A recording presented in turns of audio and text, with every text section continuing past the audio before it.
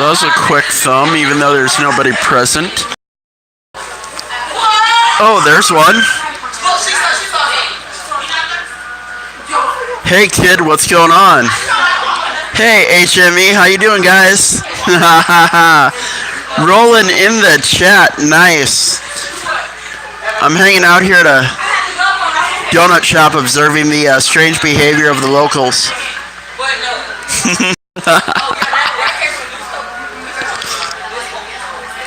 Yeah, same here. Waiting for the hockey game to start tonight. They are a very loud, boisterous bunch. Speaking of which, can you hear me okay?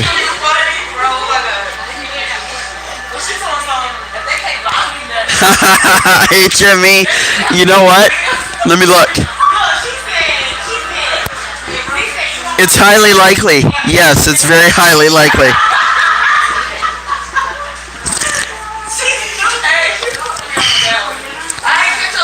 By the way, I'm confused. How old are you, HME Comedy? I'm concerned I need to be careful what I say around you. Yes, they are from that gene pool, rich kid. Oh my god, I had 2 employees in here earlier today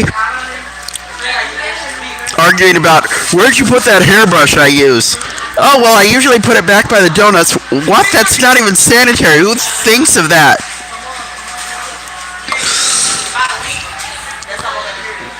Well, hey, if your mom doesn't care, let's go full on then, kid.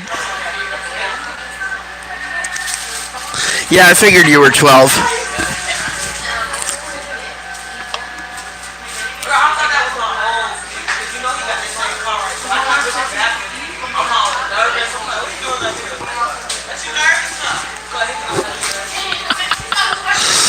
Yeah, so...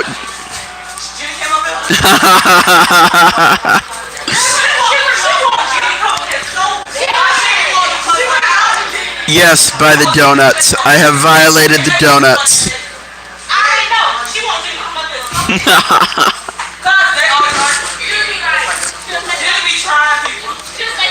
That's better.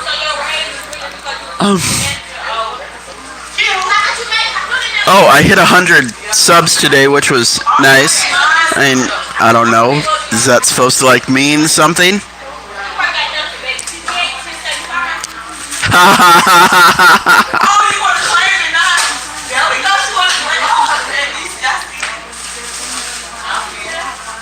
Well, that's telling them to be quiet is like,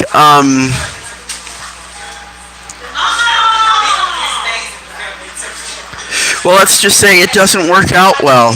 It doesn't work out well at all. They have this abnormally high testosterone in their female bodies, so they don't know how to cope with it being in there. So whenever you say something that interrupts their flow, they become hyper-aggressive and sometimes violent and want to hurt you, and I'm not in a condition to run away or fight them right now. Yes, exactly.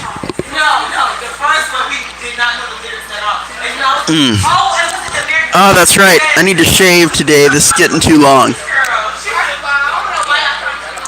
Oh.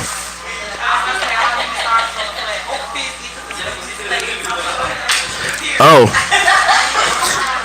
You know what you tell a woman with 2 black eyes, right? Nothing. She's already been told twice. Oh, that was probably inappropriate, but who cares? So, HME, where's your dad?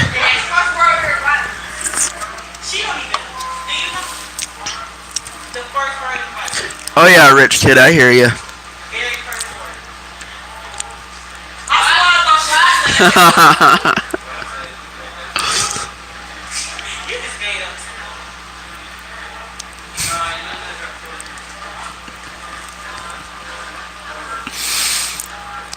Oh.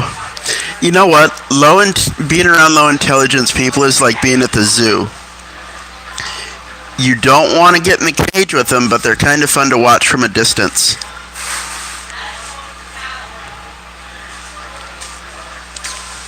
Now what you said? What you said it was? They don't even use proper grammar. Oh wait. It's funny when they get mad at me, right? Because I live in Florida now. I lived up in Minnesota, or near there, when I grew up, right? So I have this very not southern intonation in my voice. I'm sorry, HME. That's too bad, man. That.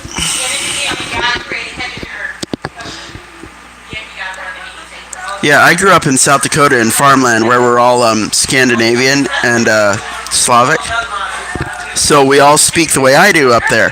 When I moved to Florida, every person, whether they were black, Hispanic, or white, just mocked me. They're like, "Oh my God, you sound weird. Where are you from? You from Canada?" Pardon me. To which I learned to reply to them, "Why? Because I speak clearly and enunciate my words." And then they get all butthurt and storm off, and I don't have to deal with them then. God damn.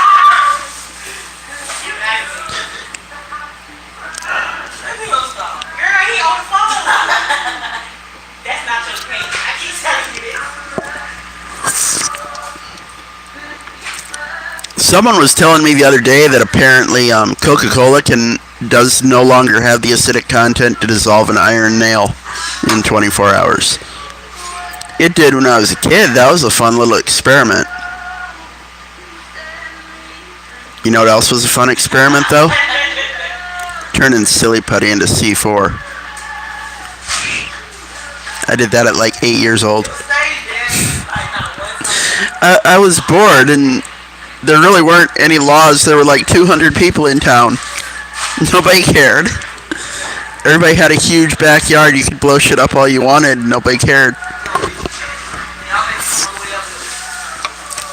Coincidentally, after I figured out how to make that C4, I also figured out how to rebuild the doghouse.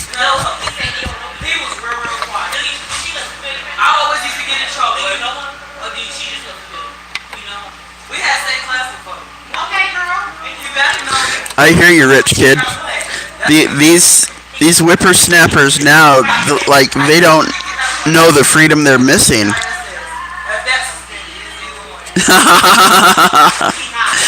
No. We let the dog run free before we attached the silly putty to the doghouse and shot arrows at it till it exploded. Oh, the other thing we did too is we had, what was it, like a 10 by 10 concrete pad, and then we fenced off sections of it to put our 3 dogs in, right? A kennel.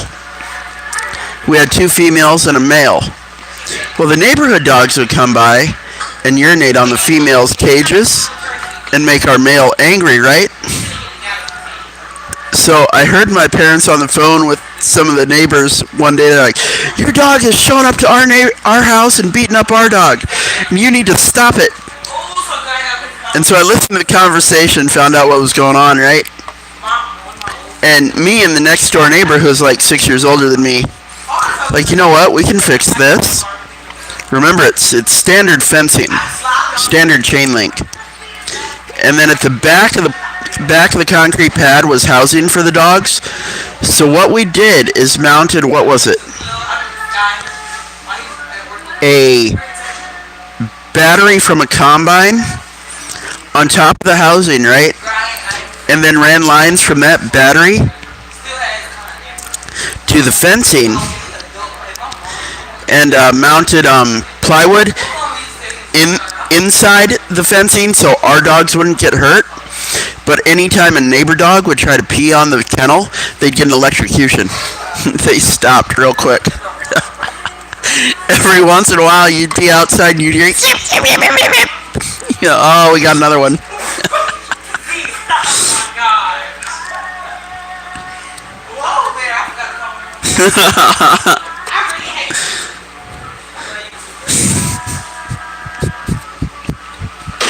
Oh, they can't. We lived like 3 blocks Bagels. from the Missouri River, so we did a lot of fishing. And if our parents didn't want us destroying shit in the yard, we'd just go down to the river and do it. What? To take you what? I know. When I ain't got nothing to do this, but I can. I gotta call them up. Something like that, yeah. I lied. It seemed like a long way when I was a kid, but I swear if I went back to that town now, I could probably travel it on foot in 15 minutes. Okay. Or thereof. Yes, you do. You go ahead for this is 20. In fact, one year the river flooded so bad that it like swamped out 90% of the town. So we just used jet skis and rowboats to get around. Go to each other's house or go far enough to get out, or we had to park our cars out of town. They couldn't make it through the water. And then we'd use our boats in the morning to get to our cars and go to work. Of course, we also used snowmobiles to go to work in the winter too.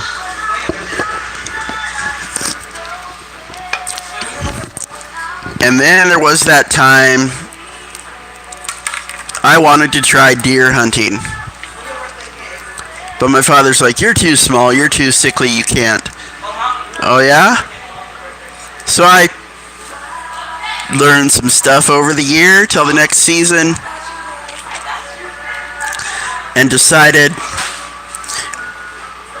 when they were gutting the deer, right, because we hung it on the tree and cleaned it ourselves, they're throwing the parts away, right? I go, give me the liver. I go, what? Go and cut me off that piece of skin. So anyway, I wrapped the skin around the liver, tied it off, hung it on the fence line because the other side of the fence line was farmland that the deer went through. I'm so mad I had to say. And I just sat up on top of the hill with my gun watching every morning from like 3 in the morning to 7 in the morning. And sure enough, one day, here comes a deer. He smelled the pheromones coming off the skin and the liver and wandered right over. Looking at it, sniffing it, looking at it. Stuck my gun out the window, ping.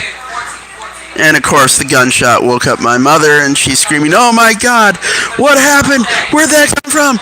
Just absolutely losing her mind. And finally, my father comes along while she's screaming at me, oh my God, what did you do? And my dad goes, the fuck did you do, boy? I go, I got one, Dad. He goes, huh? You sure did.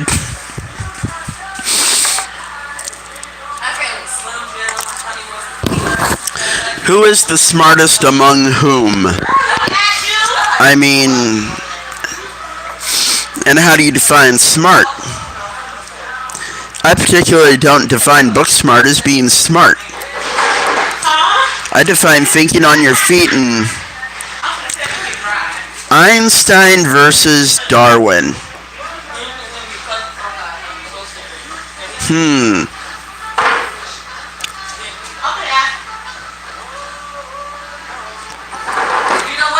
Well, if you go from the aspect of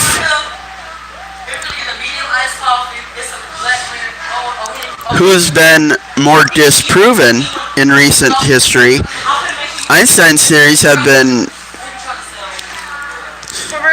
more readily disproven as Darwin's. But then you could argue in reverse that Darwin's theories are so vague that they can't be, how'd you say, definitively disproven. So is Darwin dumber for having vague theories, or is Einstein dumber for being disproven? Darwin was a biologist. Einstein was a physicist. As per usefulness of their information that they created,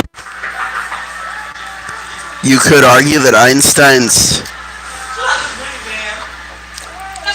physics had much more value to the development of civilization than Darwin's Origin of the Species. I mean, why the fuck do I care how a canary came out of a cockatoo? But I do kind of care how gravity works. You know what I mean? So if you go functionally, you could say Einstein was smarter. There's way too many factors.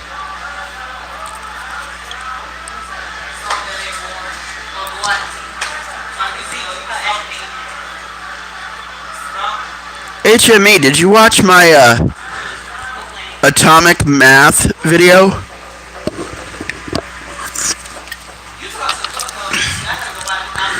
Right, yes. Newton defined gravity, but Einstein broke it down mathematically and went into a whole nother dimension with it.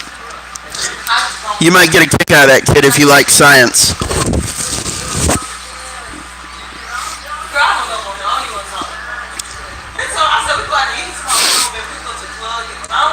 And if you like bad jokes, I posted one of those too. My channel's all over the place, so nobody can peg me down and deem me a threat to any, oh, well, he says this too much or that too much. Nah, it's just a little bit of everything. I don't say anything too much.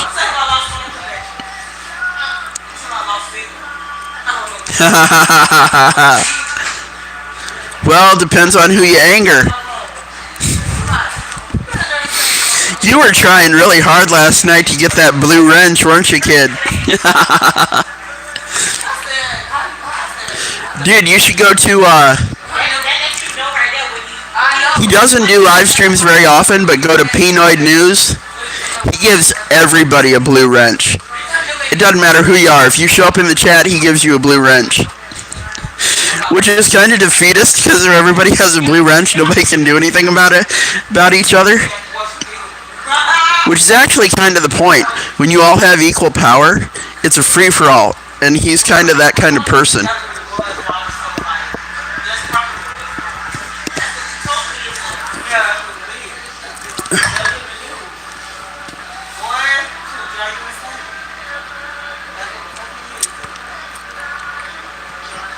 So please, tell me about yourselves. I am not particularly good at monologue.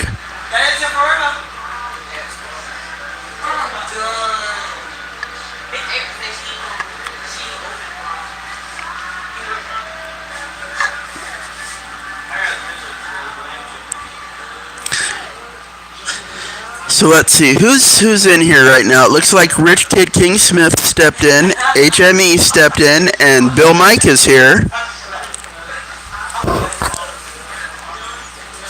Oh, dude, I love Monopoly. I always like being the banker, too.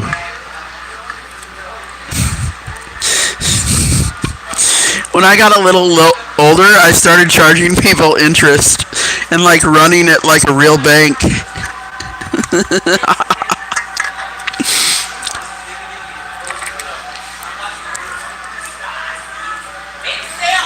Giving them offers like, you know what, we'll let you slide on this payment to the bank if you make it around another time. And then when they got around, I'm like, okay, well, your fee is your entire $200 from passing go. And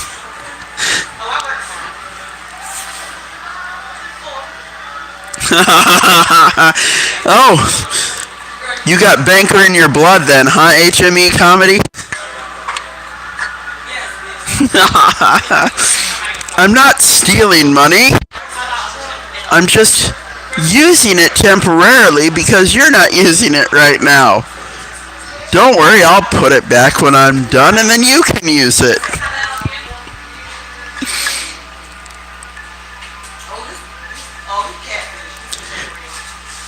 Which is really kind of the idiocy of money at this point, especially in this nation, is physical money has no real value. It's just numbers in a database that can be changed at any time for any reason. You stepping out, Rich Kid?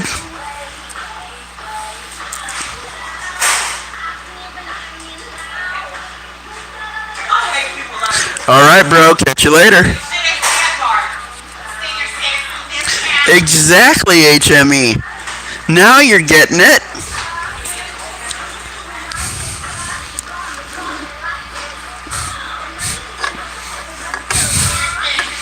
And that's what banks do. As soon as you put your money in the bank,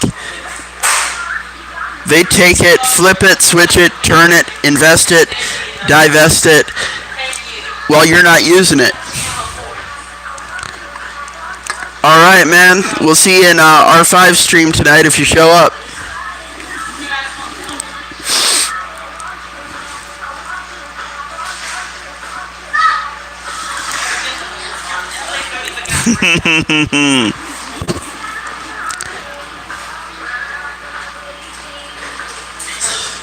So let's see here.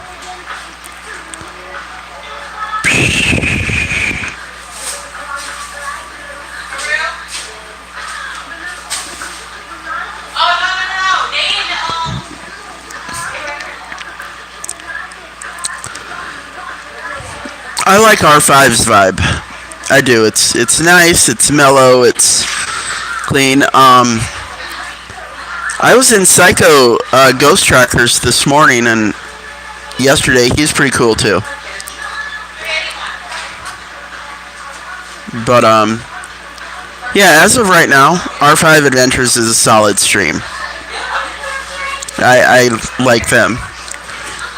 Of course, you know, there's the occasional stream I'll get into with like talking heads and people who do news articles and stuff. And I was in one of those earlier by the Red Elephants channel. He's a good guy. I like him. He has a very level head, very Oh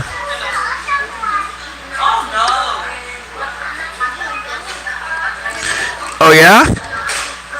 I have never played Fortnite, but to be honest, I haven't sat down and actually played video games since like 2003. I played the demos in Best Buy a year ago. I'm like, oh my god, these aren't even video games anymore. What is this? It's like virtual reality, these 3D free-range worlds. Almost, dude. Almost. I was like 6 years old when I was playing Frogger. So yeah, we had the Atari, we had the Nintendo, Sega Genesis, the Nintendo 64, and then I got a PS2. And that was the last system I owned. I evolved through the same years that video games did. Oh yeah, dude. And it's hilarious to look back on that stuff now. Like, you had a console the size of an Xbox to play those Atari games, and you could only play them one at a time. Now, I can download all of them for free in like 5 minutes on this phone and play all of them. Did you know? Interesting fact here. Atari was overwhelmed by Nintendo when Nintendo came out. So Atari went underground, revamped their style, and changed their name to PlayStation. Were bought out by Sony, changed their name to PlayStation, and were the first to distribute video games on CD. So that's right, when you see PlayStation, you're actually looking at Atari.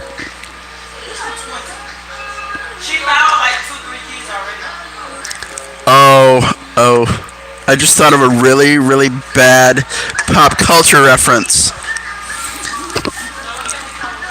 There was a Transformers movie in 1986 where the bad guy is almost ready to die, and then this godlike robot transforms him into something completely new. So you could argue, argue that that's what Sony did. Sony was the god robot, changing the beat up robot Atari into the new, more powerful robot PlayStation.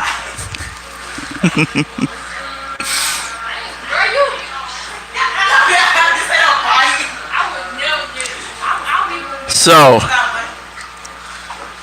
I gotta ask, are you a fan of comic books or any of the comic book movies?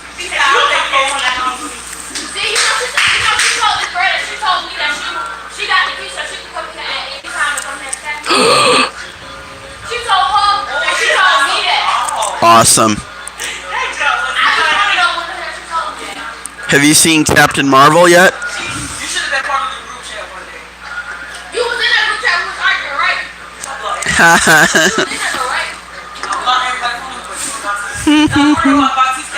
Right on. I haven't seen it yet. I don't know that I. After all the clips and reviews and stuff I've seen on YouTube, I probably won't see it. But then again, I already had the preconceived notion that I wasn't going to see it, so that's not a big deal. But it's starting to get old. Just because, like, when it was new, even if you didn't want to see it, you were like, hey, I grew up with these people in comic books. In May I May. What? In May I May. In my A May? A May I in May. What? But yeah, it was fun to be like, oh my god, how are they going to take what I remember from my childhood and put it on the big screen? But now it's just like, okay, I'm over it. Right on.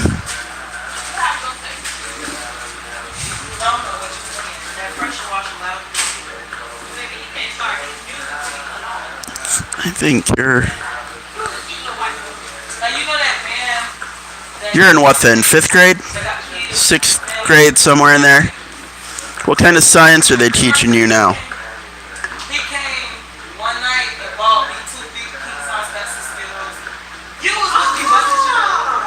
No, it was Maltese. Okay, it wasn't Maltese. Where you bought 2 pieces? Is my makeup okay? Awesome, HME, that's cool. I like that.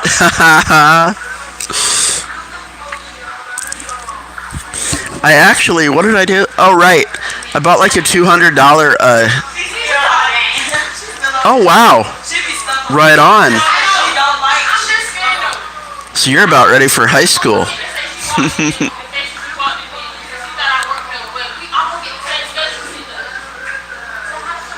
Did they change the grading schedule, or are you just really, really smart? Because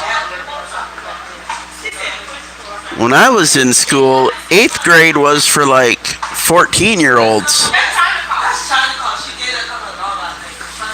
Oh, dude, science is a blast. Because of situations I've had to deal with in my life, I've been very privy to a whole lot of science.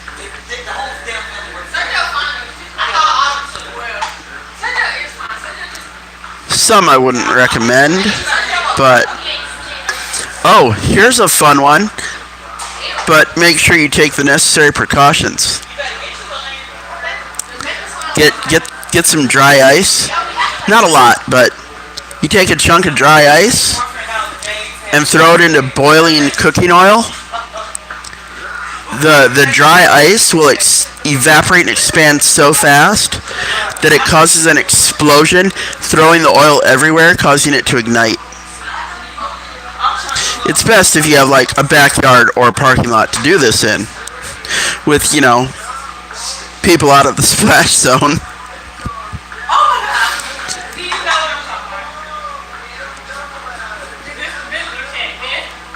Or okay, all right, yeah, that makes sense.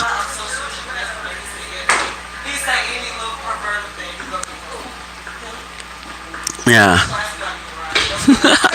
Oh, it is. What else did I do? Thank you. Oh, And I'm not paying for that. and My mom said she was gonna pay That that. man might say he need gas. I don't I got know why there would be any use for this, but I tried it. If you urinate into bleach and let it sit for a little while, it becomes mustard gas.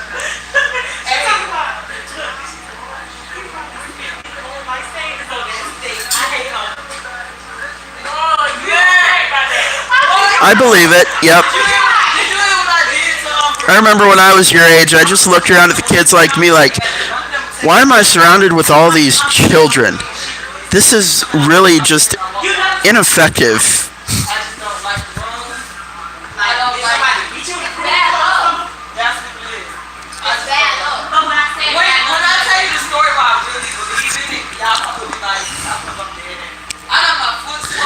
How do you handle math then? You must be pretty good at math, huh? I always loved math class.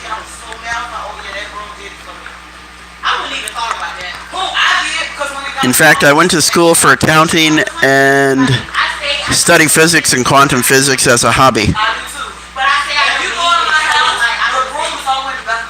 With, not indiscriminately, mind you, there is a specific end to it. Oh, wow. Full of 7s and 8s, huh? So that makes it kind of tough then, doesn't it?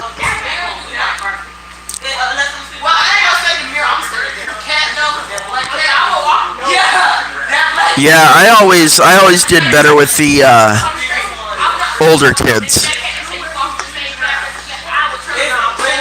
Like, they were more on my level, always. Like I said, the next door neighbor that was 6 years older than me and him got along great. I couldn't deal with his little brothers that were my age.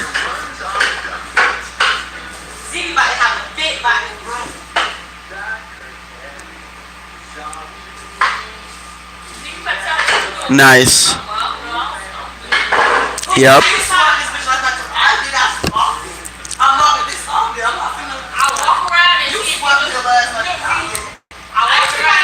I'm not gonna lie, about the second year of high school, when puberty started kicking in really hard, my grades started slipping. Because, well, my brain was trying to acclimate to the hormones. And it takes a little while, but by the time I got to college, I was fine. By the time I got to college, I was back on track and doing calculus in my head. Okay. Alright.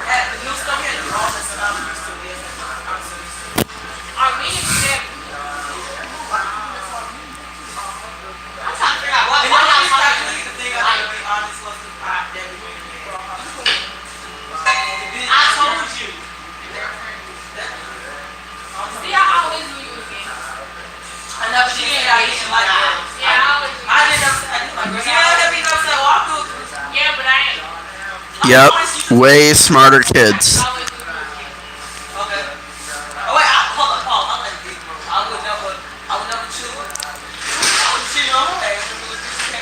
In fact, what was it? In high school, I rebuilt the alternator on my car just because it wasn't working, so I got under it one night, unhooked it, pulled it out, and sat in the garage and took it apart, put it back together, put it back in. Oh, hey, it works fine now. Which is funny because none of the men in my family were mechanics or electricians. They were just carpenters, plumbers, and home remodel. So none of them could help me. And like, anytime they saw me, they're like, "What the hell are you doing?" You know, I'm rebuilding my alternator. I go, "You can't do that." Why not? It's not that hard.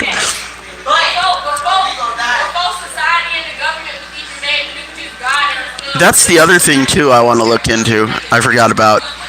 I need to look into what I would need to do to shouldn't be that hard to figure out, mind you, how to convert my motorcycle to 100% electric power. I mean, if I really wanted to splurge, I'm sure I could buy a kit. But it might be a little obtuse, but No, I would get paid. I could rough it. They gonna tell us gonna be on the too. I'm thinking it's my check.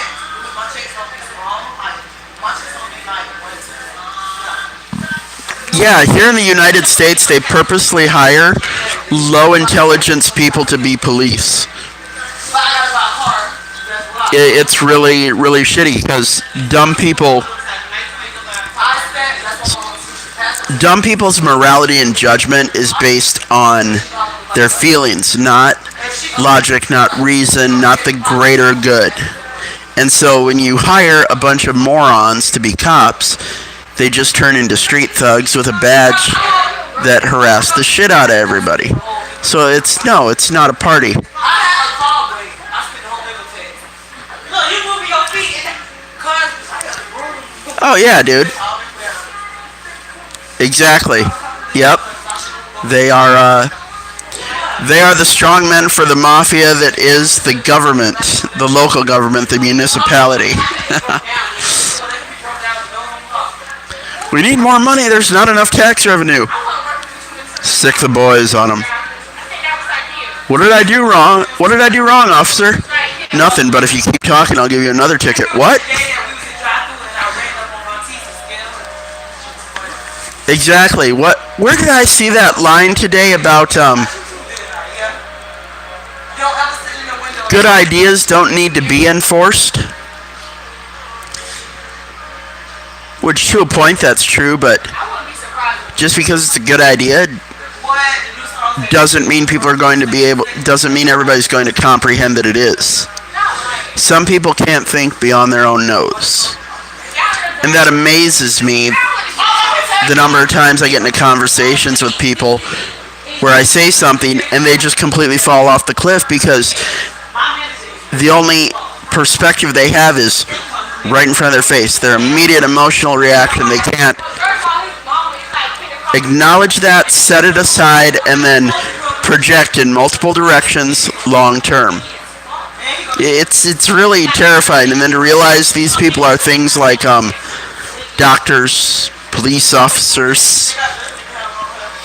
It's like, really? Wow. This is a war against the intelligent, isn't it? Did you just hear that laugh? Did you just hear that laugh?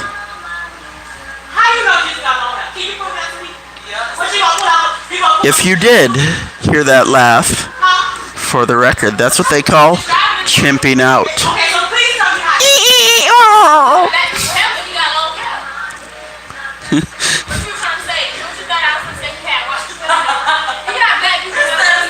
Hey, baby, would you like a banana? I just so happen to have one.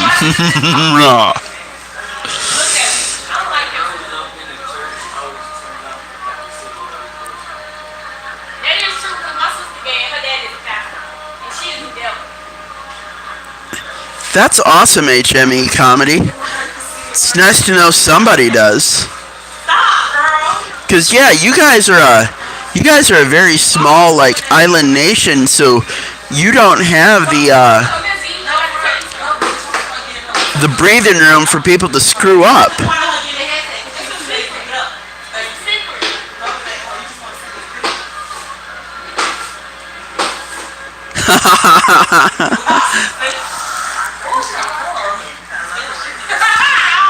Big bad chocolate mama over there.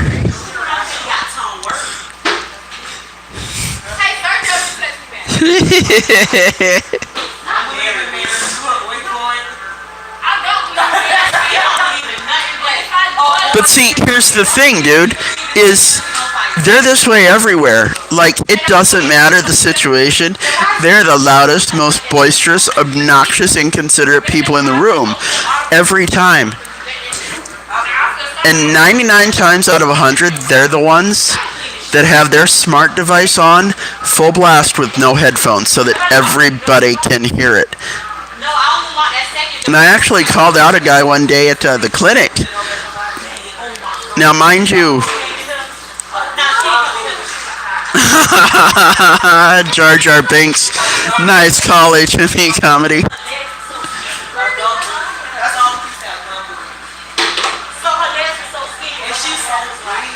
But yeah, this guy at the clinic I go to, right? For a little bit of perspective, he's an ex-football player that's like 6'5", 250 pounds, right? I'm 5'8", 135, okay? And he had his device on really, really loud, and I just called him out on, I'm like, I forget what the hell, Mike! What? He just like, huh, what? I go, nobody else wants to hear what the hell you're listening to. Turn it down. Oh. Oh. I mean, he obeyed, but it's like, come on, dude. You're not out in the field pulling a plow. You're in a room with other people. A little more self-awareness of your surroundings wouldn't be too much to ask, would it? Maybe, perhaps, kind of, sort of. Oh my god, speaking of... Oh, there was a story down here in Florida a couple months back. I don't know if either of you remember the story of the guys getting kicked out of the Starbucks because they wanted to use the bathroom, but they weren't paying anything. So subsequently, Starbucks had sensitivity training, and has since put key locks on all of their doors, their bathroom doors, because the guys wanted to use the bathroom, but they couldn't because they weren't customers.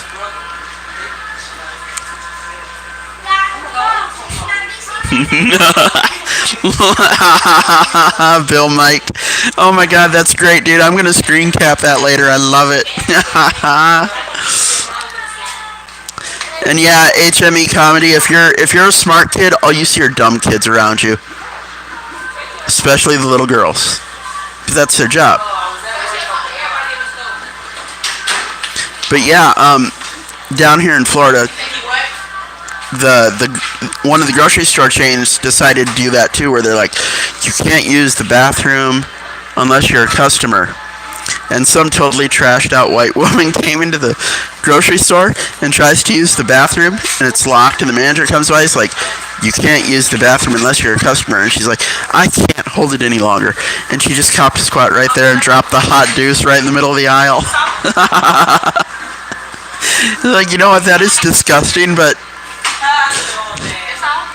the balls on that woman. It's like, you can't tell me I can't poo. And she just copped a squat, dropped it like it was hot, and walked out of the store. Right? Right, Bill Mike? Like, I tried explaining an aspect of that to someone the other day about how poverty is not tied to a lack of income and opportunity as much as it's tied to a lack of intelligence. Because if you're too dumb to properly capitalize on opportunities, properly manage your resources, it doesn't matter how much money and opportunities we give you. If you're too dumb, you're not going to dig yourself out of that hole. And this guy's argument was, oh yeah? Go to Africa. I bet if you give them money, they'll change. Dude, we've been giving Africa billions of dollars since I was born, and they're still dirt monkeys.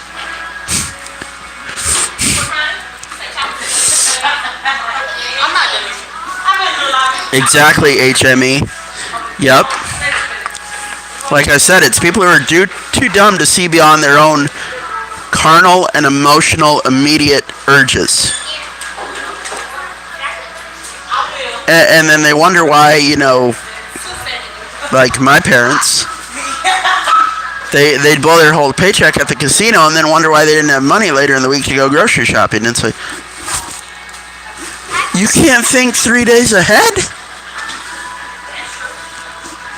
Dude, I know for a fact with my income and my bills, I am not allowed to spend more than $8.27 a day. This is why I live in a van, to cut back those costs. I don't spend $42 in one day and then later in the week go, oh shit, where'd all my money go? Like, no, I know exactly where it went. In fact, I know so well now. I've charted it for so many years in the same area, in the same like 3 mile radius, that if I'm missing an amount from my ledger, I can go back within 3 months and know exact and find that exact amount and where it was. Meaning, like, I spend, we'll say, $1.09 at McDonald's so often, and have such a rigid schedule that if I'm missing $1.09 this week, I can look back on the days, figure out which day it most likely was, cross-check the ledger, and go, oh,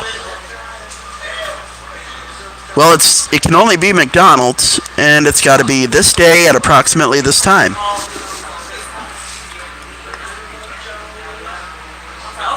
That's right, I'm that rigid. Like a penis on Viagra. I didn't say that, HME comedy.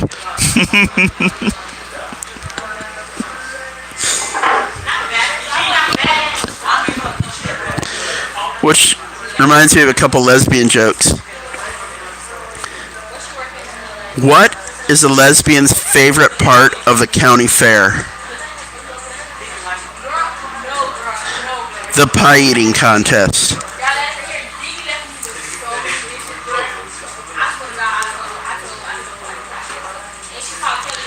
Oh yeah, HME comedy. The women think with their feelings, they don't think with their brain. Exactly, comedy. Pi equals vagina. I learned that from Warrant in 1989. She's my cherry pie. Oh. But,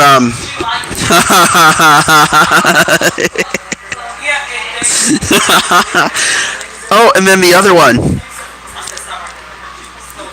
You know why lesbians are so obese, right? From eating too much pie and not enough protein. And for those of you who aren't total nerds, pie equals vagina, and protein is what semen contains. Oh, that reminds me, there's a guy that works at the clinic I go to, who used to be in the Navy, right? So I'll joke with him once in a while, just to get a rise out of him. I'm like, is it true what I hear about you guys swabbing the poop deck? He goes, what? I go, is it true you swab the poop deck because of all the semen traffic it receives?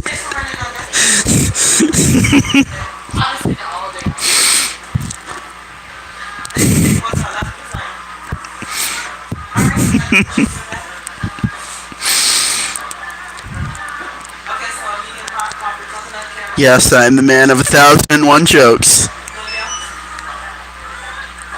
Exactly, HME comedy. Here, kitty, kitty, kitty, kitty. Mama's hungry.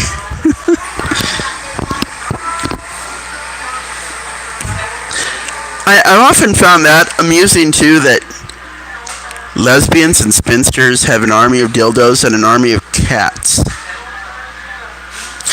Which leads to this argument I've had for some time. I don't know if I mentioned it elsewhere, or at least to either of you. My argument is lesbians do not actually exist. Under the premise that lesbian means a woman that is sexually attracted to a woman. This does not exist, and here's why.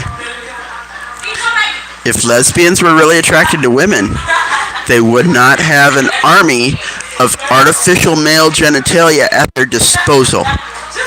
There are no gay men with a closet full of pocket vaginas.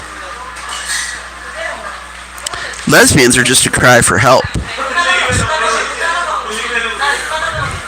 They just want attention.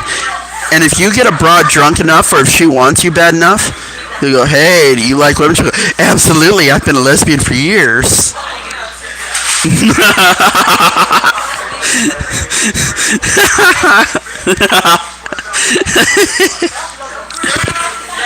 Yep. Exactly. Exactly, Bill. May lesbians and unicorns do not exist, and both carry around artificial phallus. That's alright, HME Comedy. You can let that stuff out here. I just don't let out my full crazy because I might actually get banned from YouTube.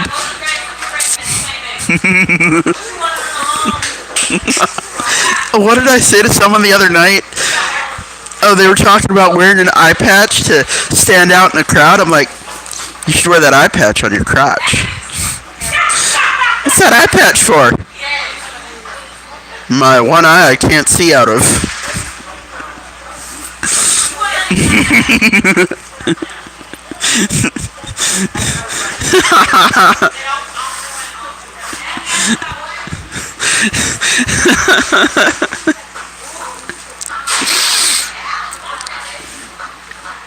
Exactly.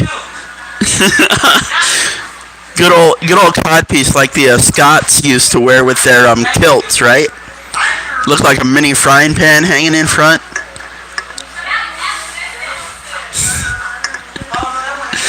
You'll not get me shillelagh today.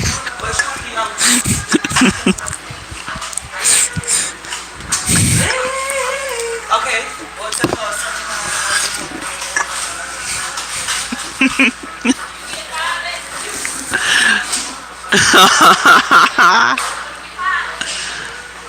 Oh. What was I thinking?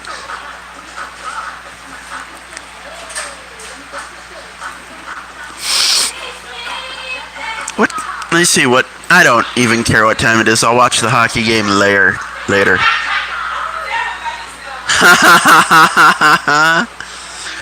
Oh, please, dude. You can make fun of mine all I want. I'm Scandinavian and Slavic, which means my ancestors were sang about in Led Zeppelin's Immigrant Song, and my other ancestors were catalysts for World War I and World War II. Two lips to get to the bottom of to get to the center of the Tootsie Pop. Wait, that was supposed to be the owl from the Tootsie Pop commercial, but it turned into the Count from Sesame Street. I don't know how that happened.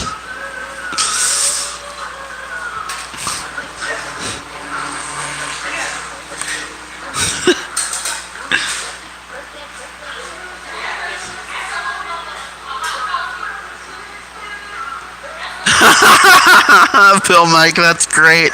That is awesome. Oh my god, there used to be a guy at the clinic, right?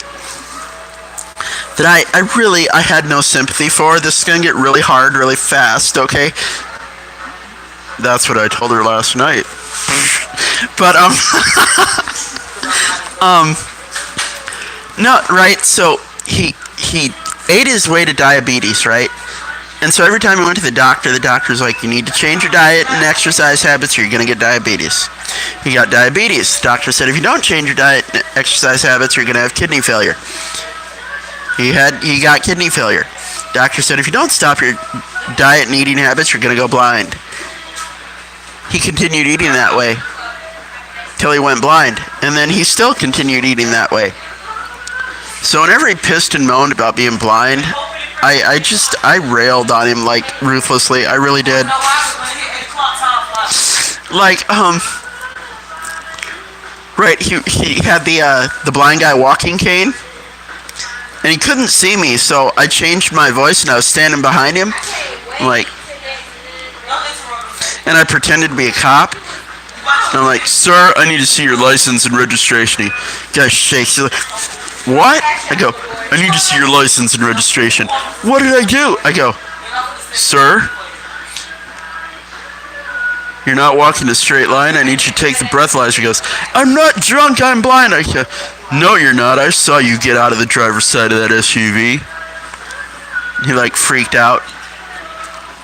Oh, and then there was one day, right?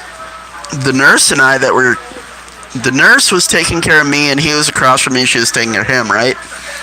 And he was just being a rancid fuck that day, right? So I'm like, hey, did you notice he's wearing a watch on his arm? She goes, yeah, it's nice. I go, am I the only one that thinks it's weird that a blind guy is wearing a watch that you have to see to know what time it is? And she starts laughing. I go, you know what you need to do next time you go over there? What? You're going to get me in trouble. I go, no, see, next time you go over there, you need to say, in your most, femininely appealing voice, go, oh, Carlos, that's a really nice watch. Can you be a dear and tell a lady what time it is?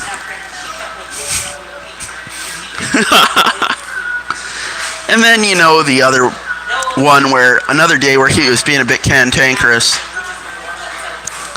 And the head nurse was trying to communicate with him that he had to get a doctor's appointment to get his arm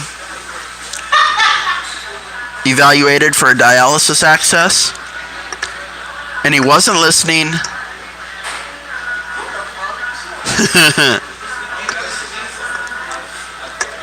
You heading out, HME?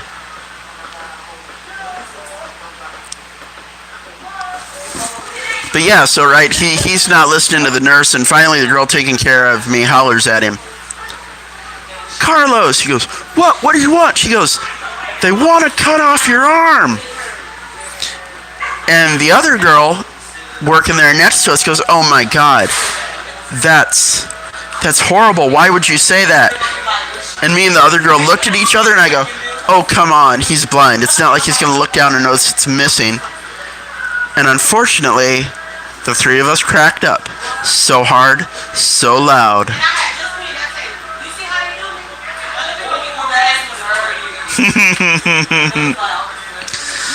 We all laughed so hard that the entire facility stopped what they were doing and looked in our direction. Goes, what are you laughing at? What's so funny? We want to know. And we just kind of looked at each other like, oh, shit, shut up. Oh, and then there's a doctor that comes in there that has a really strong Indian accent. He sounds like Apu from The Simpsons.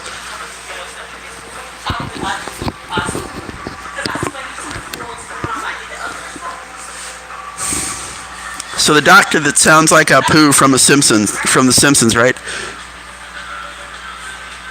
Yes, thank you very much. Would you like a Slurpee? I will Slurpee very well. But no, so he sounds just like Apu when he comes in there, right? But he's a physician. So me and a staff member were joking about it one day, right? And we're laughing and laughing and laughing. And then he turns and looks behind him, and the doctor's there. And he turns and just has this look of like, oh shit, someone just shot me on his face. I go, what? He goes, you shut the fuck up. You're going to get us both in trouble. Yes, sir, as you say. It's like, shut up.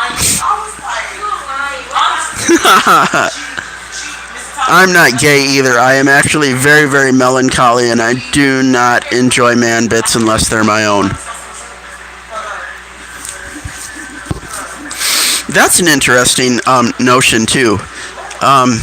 My mother is one of those really low-class, low-intelligence people. My father's not any better. Well, see, growing up, because I was so smart and not like the other children, my mother thought I was retarded.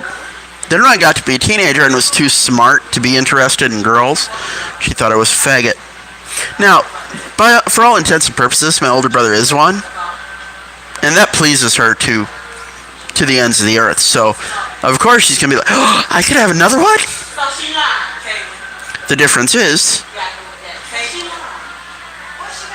he does the dirty dance with other men, and I'm just disinterested in sex completely because I have an IQ over 120. It's like, really? This animal grotesquerie? Like, seriously, dude, the few girls I had sex with, I joked with them during sex just to get a rise out of them. It's like, to me, it's no more a biological process. Wow, dude. Let me cast a warlock spell to guard you from the queer energy. There. You shall be ultra masculine now. So masculine, in fact, that all the women and gay men in your family bow to you. Oh. But no, yeah, so. And my brother is like.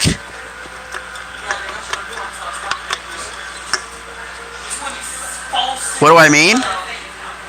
Oh, I cast a warlock spell to, protect you from all the homosexual and feminine influences in your life, so that you can turn out to be like, super hyper masculine dude bro with, Einstein intelligence.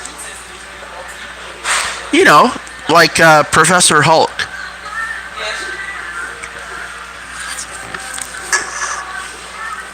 What was I saying? Right, yeah, my brother, sister, whatever. So to this day, because I'm not like married or fiercely sexual, my mother thinks I'm a queer. That is awesome, HME comedy. I had something like that about that age too, I remember. The last time I was tested, I think I was in high school, I had an IQ of like 120. But the problem with having really dumb parents that don't have proper guidance, they think anything you are that isn't like them is disabled. There's something wrong with you because you don't want to go outside and play constantly. You don't want to play football? No, I want to turn silly putty into C4. Oh yeah, it's the go-to shaming for men who are disinterested in relationships with women. Like, it's so basic, it's like, wait, didn't this stuff start when I was like 13 years old?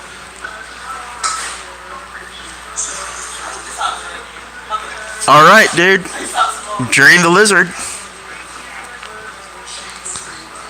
But yeah, it's amazing how no matter how old women get or their relationship to you, their first shaming tactic is sexuality. Fat women are gross. Oh, you're just gay. You can't be serious. Please. Tell me you're not serious. Tell me this is a live action trolling. Well, if you don't have an uncontrollable lust for pussy, you must like dick. Yes, I like myself very much, thank you. Me and myself get along great. We sing each other to sleep every night. Are you insane? Only if it'll make you go away. Alright, HME, welcome back.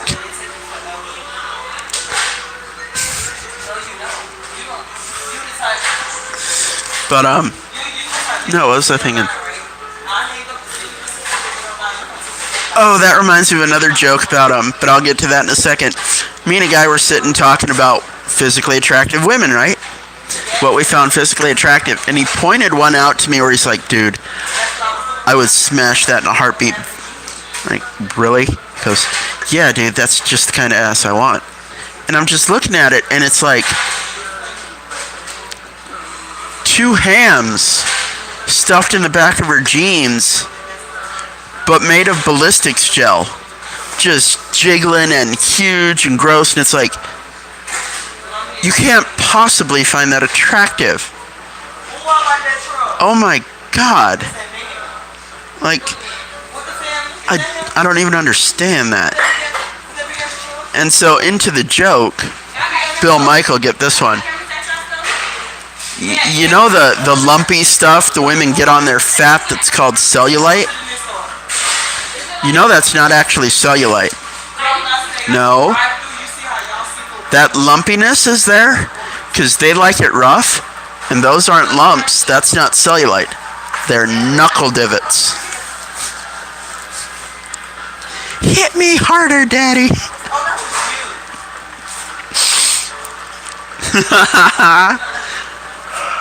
you. 4 likes, 2 people in the chat. Hour and 5 minutes in. How about on the beanie? I actually had a girl dump me one time because I wouldn't physically assault her. It's like, are you serious? Which is something else I've never understood. Like, it seems completely counterintuitive to me. The way women, like, if I like someone, it's because they treat me well. If I like someone, I want to treat them well. Exactly, HME comedy. That reminds me, I need to finish mirroring that video and post it. The golden age of slapping. But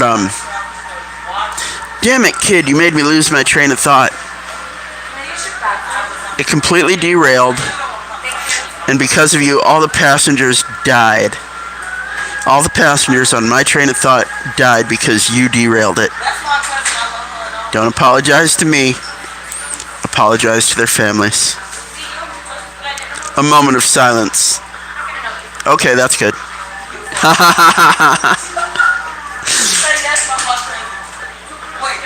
Right, oh yeah, female abuse and insanity. I know it was. I'm awesome, dude. This is like my internet personality, just trying to make people laugh. It's, of course it's inappropriate. The inappropriate jokes are the best. The inappropriater they are, the more better they are. And that was awful grammar, and I did it on purpose.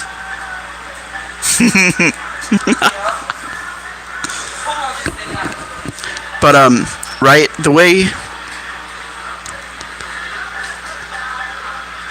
women see abuse as love. Well, yeah.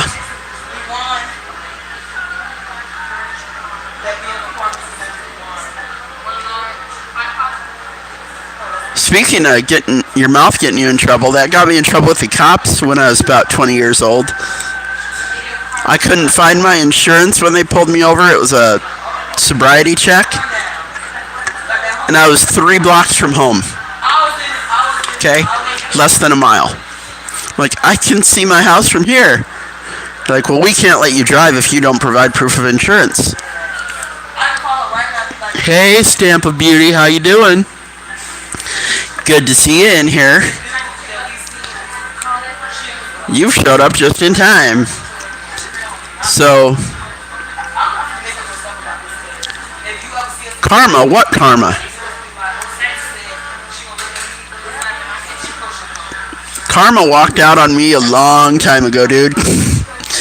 But no, so the police, right, they check me, the sobriety check me, check all my stuff, it's all good. 12 a.m.? You over in, like, Britain, then? Right, yeah. So I'm arguing with the cop, and he's like, I can't let you drive home without insurance. I go, why not? My house is right there. He goes, because if you got in a wreck and you didn't have insurance, I could be held responsible. So I looked right at him, and I go, that is the dumbest fucking thing I've ever heard. I'm driving home. He goes, well, I can't let you do that. You can either walk home or you can call someone to come get you. Okay. So I called my family. But it was New Year's Eve and they were all drunk, so they weren't going to come get me. So he comes back, he's like, did you find anyone to pick you up? I said, no. He goes, well, what are you going to do? I said, I'm going to drive home. He goes, well, no. You can either get a ride home or you can walk home. I said, how about option 3? I drive home. It's okay. We can arrest you or you can walk home. I said, or I can drive home. My house is right there. Well, he spun me around, cuffed me, and threw me on the ground faster than I knew what hit me. Then he picked me up by the scruff of my shirt and the fucking waistband of my pants and threw me in the back of the squad car and took my information. And I was in there for like an hour, and then he decided to let me go. He just didn't give me back my keys. He's like, all right, well, you can decide what to do from here, but I'm keeping your keys. Son of a bitch. And so I ended up walking home. Nobody was home. They were all over at my uncle's, thank God. That was at like 1 in the morning. They pulled me over. I didn't get home till 5 in the morning. I got 3 steps inside the door. Exactly, stamp of beauty. They like doing that with me.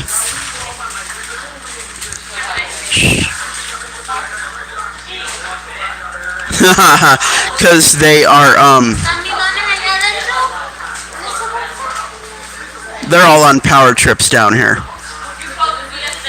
They like to feel stronger than their prey. And so I walked home, got home about 5, got inside the door, threw my bags inside the door, locked the door behind me, and collapsed. Didn't wake up till like 4 in the afternoon, and no one was back yet because they were still trying to get over their hangovers at my uncle's. So no one ever knew it happened. I got unpacked. The funny thing was that trip I came back from was a random trip I took to California for 2 weeks. I didn't know anybody out there. I just went out there for my own adventure. Spent 2 weeks out there living off the kindness of strangers and meeting new people and sleeping in the streets and sleeping in weird people's houses, and it was freaking awesome. And when I set up that trip, no one knew. No one in my family knew I was setting it up. Everybody figured I just went to like Orlando for the weekend, and then the weekend turned into a week, then another week, and then I came home, had that incident with the police, got into my bedroom, got unpacked, everything sorted, everything, taken care of before anybody got home and knew what happened. And they came back home, all of them from my uncle's, to our house at like 5 in the afternoon. They're like, they didn't even ask where I was. They're like, how was your time in Orlando? I go, great, I hung out with, they're like, did you hang out with so-and-so and so-and-so? Yeah. Oh, good, I'm glad you enjoyed yourself. But then later on, down the line, I divulged the full story of what I did in California to some of my cousins and brothers and sisters, and now it is family legend. In fact, when I do show up to family get-togethers, eventually I get around to, tell us about what you did in California again. Okay, sure.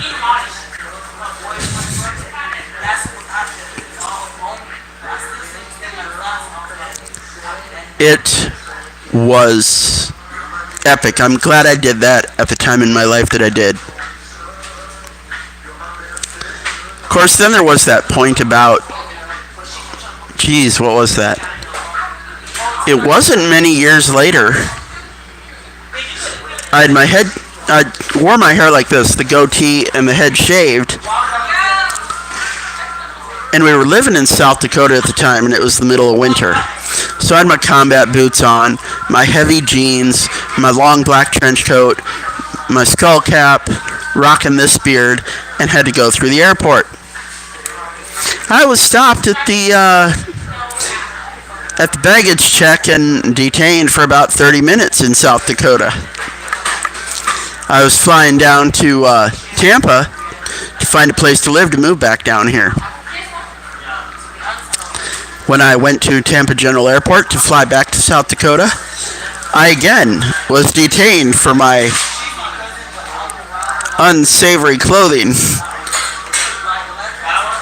I looked like a terrorist in combat boots, black jeans, this face, and a long black trench coat.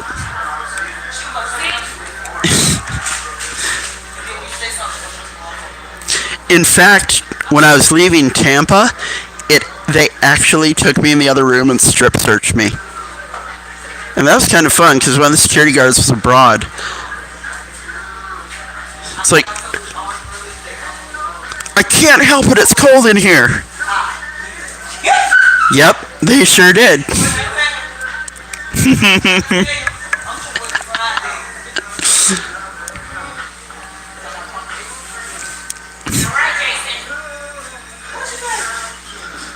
And then when they finally let me go, the stewardess came down the hallway, right, and she's like, "We're waiting on you. Hurry up."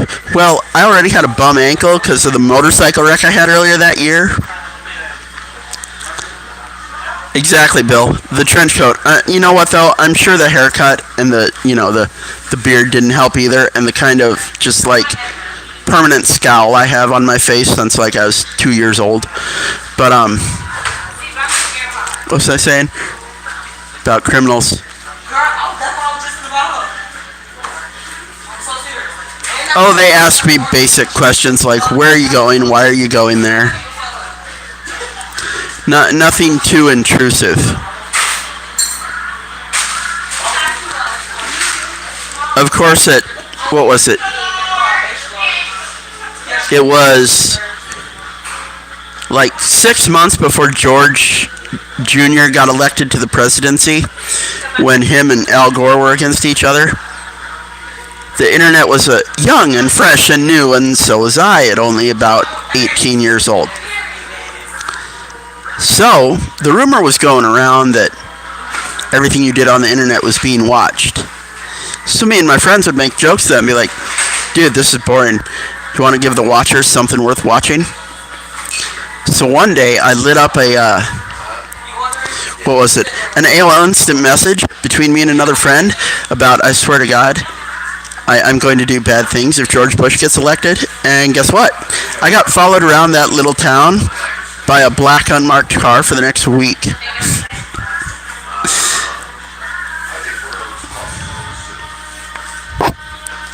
And then the first 6 years I was down here in Tampa, which started in 2008, all I had was my motorcycle. And I was going to school at the time, so if I didn't have dialysis or school, I had the day off, so I'd do like 200-mile tours of the Tampa Bay area. And like, there were times I'd be sitting at a gas station on the side of my motorcycle eating lunch, right? And the local cop of that town would come by and be like, "Your license plate says you're not from here." I go, "No, I live over in Tampa." "Oh yeah?" "Yes, sir. Beautiful day out, isn't it?" He goes, "What business do you have in my city?" "Oh, I had nothing to do today, so I thought I'd go for a ride on my motorcycle." He goes, "What business do you have in my city?" I go, "I'm sorry, sir. I didn't know I was doing anything wrong." He goes, "If you don't belong here, you need to leave now." What? Wow, that was fast, HME. What'd you do, sneeze? Yeah, dude. Cops have... and then... a week after they pulled me over for... You know what? I'm going to go into this full story now, so I don't have to do it later, and then I'm going to cut it from this and post it separate. How you doing, man? Okay, so... all I had was my motorcycle, and I decided because my health was declining to purchase a firearm to protect myself. Oh yeah, the internet records everything. So I bought this firearm, and I was coming home from the gun range one night. No, that was later on. I was coming home from dialysis one morning, and there were no cars on the road. It was that early in the morning, except a box truck. And this box truck followed me when I made this U-turn to go down my street. I thought, okay, that's really weird. There's no other car on this road, and he's following me? Okay, so he follows me through the U-turn, but I turn down my street. He goes straight. I make it about... what? What is 200 meters down my street, and the cops pull me over, and it's like, what? They go, what are you doing? I said, I'm going home. Again, It's like, I can see my apartment from here. Well, you can't drive. Your license is suspended. Do you know why? I have no clue, officer. You sure? Yeah, officer. I never got any notice of any kind of tickets. I have no idea why it's suspended. If you let me go home, I will get in a cab tomorrow and go take care of it. Well, I can't let you drive home. So I had to push my motorcycle to my apartment, which I'd done once or twice, push the motorcycle. It's not that big. So I went down to the DMV that following morning. And come to find out, I had 2 unpaid toll violations. See, the toll roads here have a toll by plate that they mail you, and if you don't pay it in a timely fashion, they send it to the DMV. So, okay. So I got the information on these toll violations. There's 2 of them. First off, the date they happened was written in like 3 or 4 days after the date it was processed. Wait, you wrote this ticket on September 5th? But the infraction didn't occur till September 9th? Okay, that's not okay. So then, I've got these 2 tickets. And it's January now. It's beyond the 3-month spread you have to pay these tickets. So not only do I have to pay like the $2.75 for the tolls, right? But like $250 for each late fee. It gets better.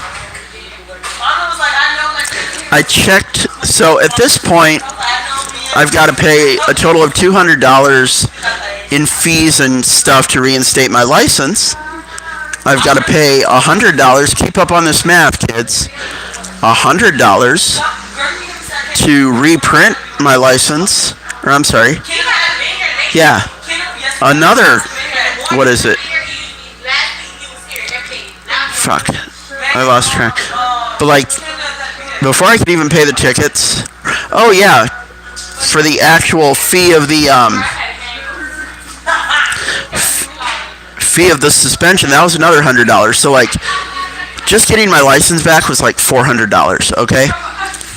So then I go down there to the DMV and I'm like, when I pay it all, I'm like, do I need to go to court for this suspension? They go, no. I go, can you double check? They go, okay. They check. They go, no, you've satisfied all the fines. You don't have to set up a court date. I said, let me speak to your manager. Manager does the same thing. Says, no, you don't need a court date. Okay.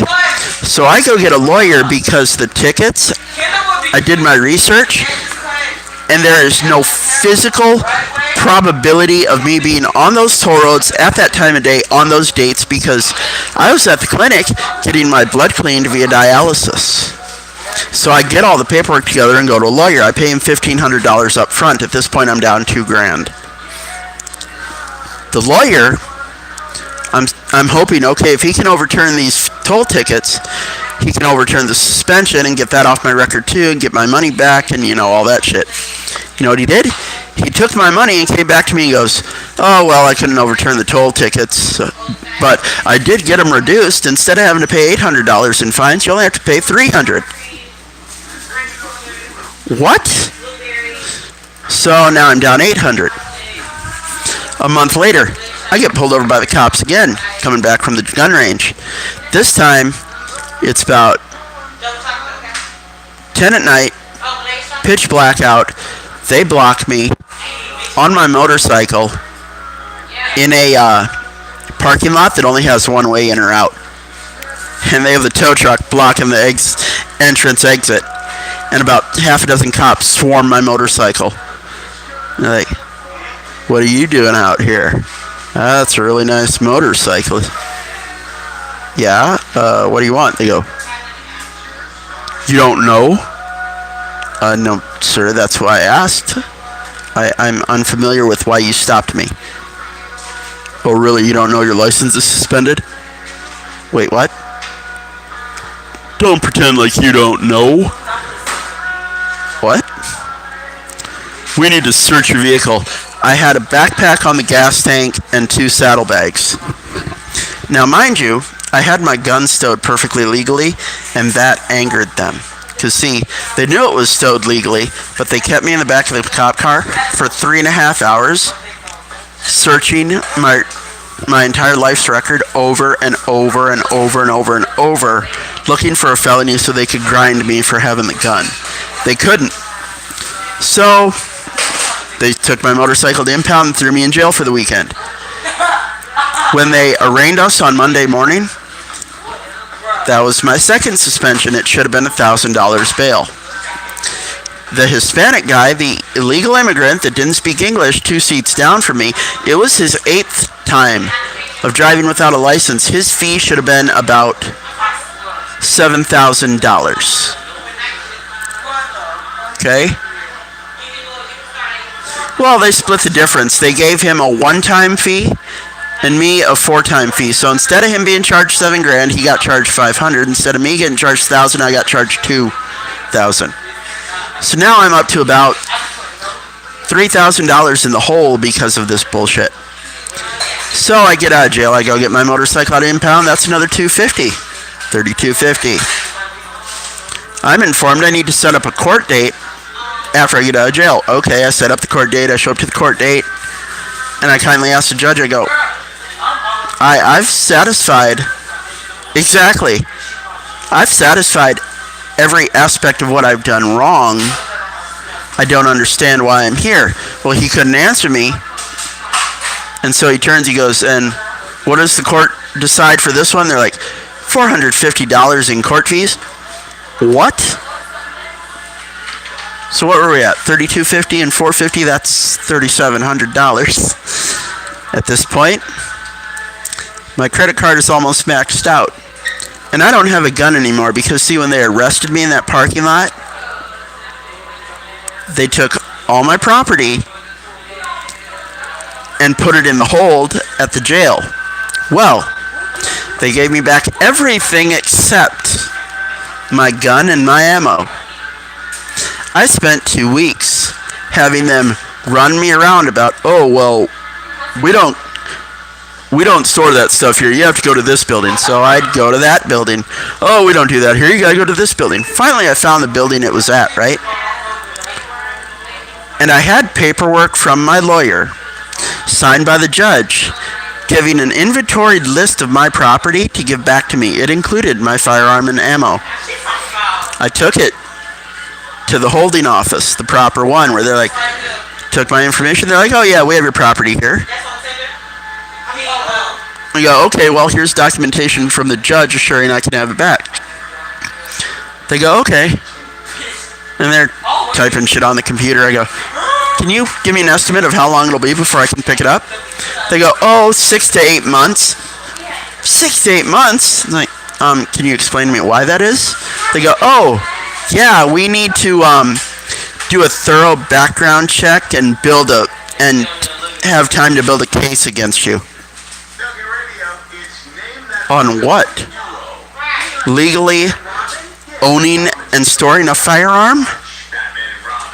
And that case they said they were building against me never came down. I was never asked to come back to court. So because of, and here's the other interesting thing. That initial suspension they gave me when I was coming home that morning was 3 days. 3 days. I bought my gun Saturday. That Monday morning was the morning they picked me up on that motorcycle and said I couldn't drive home. You must have found somebody. So within 3 days of picking up my gun, they fabricated tickets, fabricated the timeline, all to suspend my license so I could get pulled over.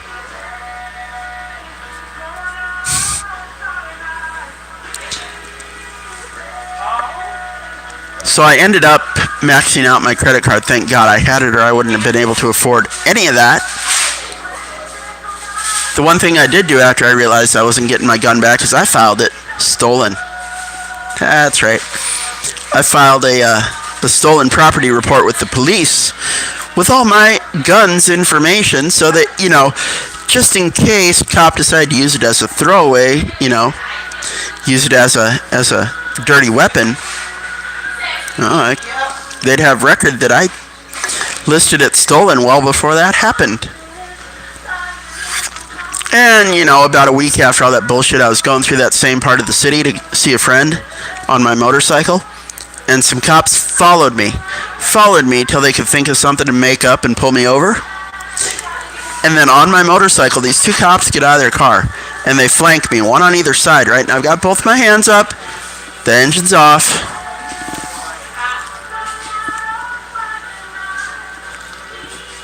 Oh yeah, I know, Stamp of Beauty. The UK is insane. You guys don't even get to buy knives now, do you? I mean, and that's, you know what, that reminds me of, I don't remember if any of you are familiar with a show. The lead character was Archie Bunker. It was called All in the Family. His daughter was an SJW, and he was a right-wing conservative. And it was placed back in the 70s when women were becoming whores. And she said to her dad, she goes, "Daddy, do you know 10,000 people die of gun crimes in this city every year?" And he just looked at her stone cold. He's like, "Would it make you feel any better, little girl, if they were pushed out of windows?" And his point was, people are going to kill people. They're going to use whatever they have at their disposal. If you take away one thing, they're going to use another. Because remember, kids, guns don't kill people. People kill people. So yeah, the police officers flanked me, and they just kept taking turns screaming in my ear like drill sergeants. They're like, "Are you armed?" "No, sir." "Are you armed?" "No, sir." "Are you armed?" "No, sir." "Are you armed?" "No, sir." After about the third or fourth time, my brain starts thinking, Jesus, at this point I'm thinking I should be. Didn't I tell you not to come back to my part of this city? Wait, what? Don't you remember I arrested you a week ago? Oh yeah, I am a clever one.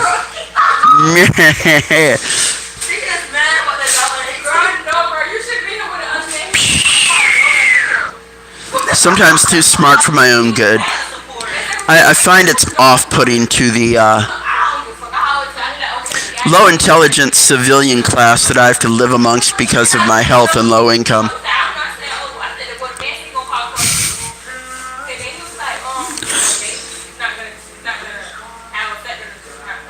So yeah, I have so much fun with other people's tiny minds. They're so belligerent and obtuse and just force themselves on me, and it's like, whoa, buddy, slow down, take your emotions, set them aside a second, and look at what's really going on. And I'm like, no, my fifis, I have instincts and you're bad.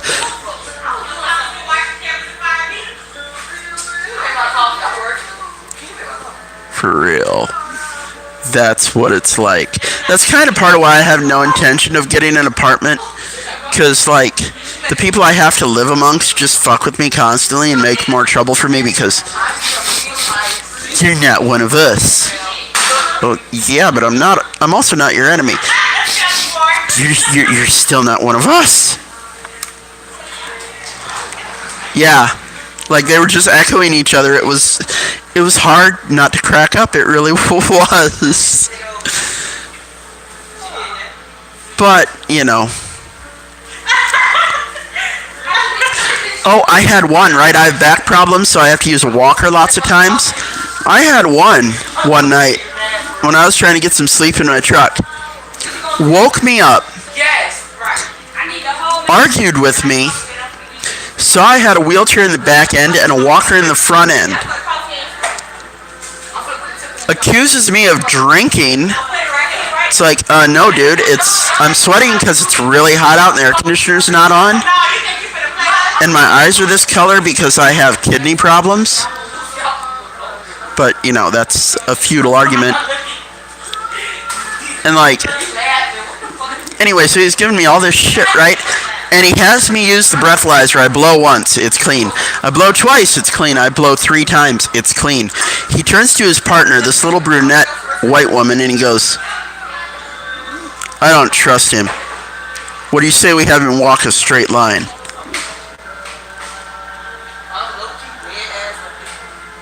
Hold on. I have mobility apparati clearly displayed in my truck, and you're going to say, get the fuck out and walk a straight line? So I did. I got out and showed him how fucked up I was, and that pissed him off. He's like, well, you can't walk? How can you drive? So then I had to explain to them more, and I go, it's my back, asshole, not my ankles, knees, or hips. And if you look at it mechanically, the part of your legs you use to drive are your knees and ankles. If your middle or lower back is blown out, you're going to be hunched over, but you can drive just fine, Nancy. So I try to avoid them. Here's the really scary part I want you all to listen to, though. I want you to hear this part plain and clear. All this time that I was being fucked with by the cops, right? I never had a cell phone or a smartphone on me or in any kind of ownership capacity. I just used the phone at the clinic to make my important calls. So I never had a smartphone or any kind of tracking device when I was getting screwed with by them. Guess what? 6 months after regularly having a smartphone on my person and staying in that 3.5, 4 mile radius I do, they absolutely stop screwing with me. In fact, if they see me, they stop by and go, you doing okay? You alright? So, like, think about that. They were absolutely out of their gourds, psychotic about me until they could track my every move. And then, like, oh, he's not dangerous. He's just simpleton. We'll leave him alone. Nope, no automatic car. Exactly. Well, I was telling HME that in this area, big cities like Tampa, they purposely hire, officers with an IQ under 80 and shoot them up with steroids before every shift to keep them on edge the whole time. Juice them on anabolics before they send them out on their duty. And see, when you're tiny and frail like me, 5'8", 135 pounds, but you don't flinch when a cop gets in your face, it rattles them. It rattles them greatly.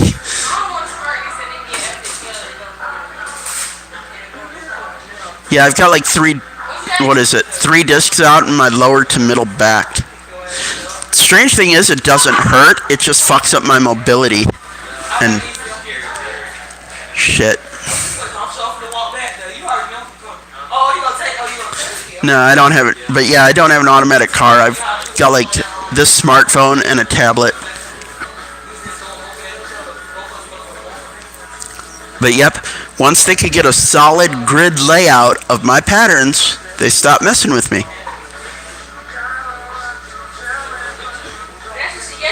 In fact, on that note, going back to what I said about tracking my purchases so tightly and maintaining a pattern with them, the pattern is so tightly maintained that one day I went 10 miles north because I wanted seafood. I went 10 miles more north and got Red Lobster. 5 minutes after I walked out of the building, I get a phone call from my bank. Yes, we're calling customer da-da-da-da-da. There is an unknown charge on your card for Red Lobster da-da-da-da-da-da-da-da-da-da. Do you authorize this purchase? Yeah. So my point being, my purchase schedule is so tightly constrained that just the slightest thing outside of it, my bank calls me and they're like, did you make this purchase? What's going on? Which is actually pretty cool. Which leads me to a conversation I had with some old guys at the clinic yesterday. They were talking about losing their wallets, right? And I and they were telling tales of, when you lose your wallet and how to stop from losing your wallet and stuff, and we were all sharing stories, right? I go, well, that's why I don't carry more than $5 cash anymore. All I carry are cards. Yeah, I can walk with like a walker, because like my back, let me see if I can show this here. Let's see. Let me see if I can figure this out. Okay.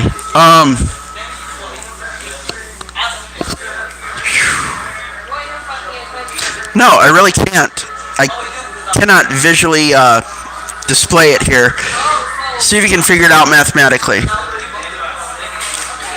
Okay. Normally, right, from ankle to shoulder is in line like that, right? Which means the hip to shoulder alignment is like that, right? The shoulders might be out a little more than the hips. My shoulder to hip ratio is more like that. My hips at the edge of the screen, my shoulders at the end of the pen. I cannot stand up straighter than that.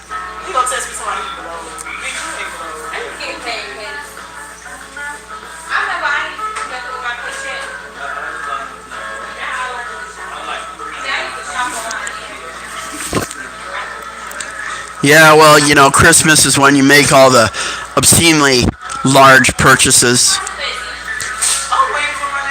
But yeah, speaking about losing wallets, right?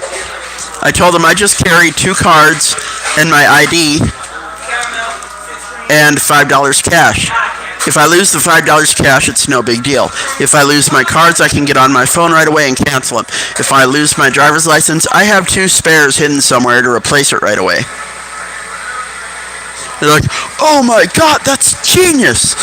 That's incredible! Why didn't I think of that? Like, because you're baby boomers, and baby boomers are mentally retarded, self-indulgent fucks. But, that's just my opinion. Hashtag Day of the Pillow. Go to sleep, Mom! Shh! No, don't whimper. The harder you fight, the longer it'll... Just don't fight it. It'll be over soon. Shh. Night time.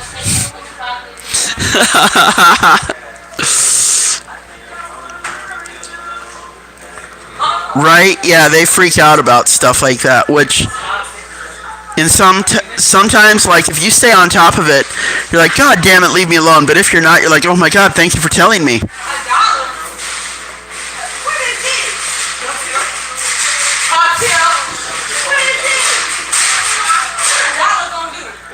And on a more personal note, though, all the stories I've told you guys tonight, the last people to believe that shit happens to me is my own family. They're like, because they all perceive me as like this perpetual 8-year-old. That stuff doesn't happen to you. You're a little boy. Bad things don't happen to you. Nobody does that to you. My brothers, my sisters, my parents, my aunts, my uncles, all of them are like, you're just a baby. That stuff doesn't happen. Well, let me tell you about that time I did blow. With my eyes closed off an unknown surface that smelled vaguely human.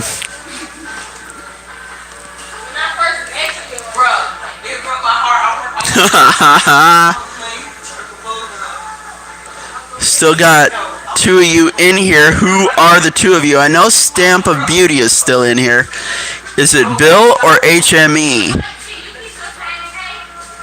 I think HME left for school. I don't know what the hell's going on anymore, man. I'm not paying attention.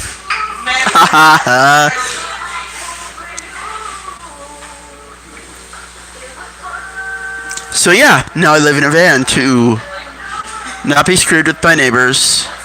The cops have learned to leave me alone. I can't afford an apartment.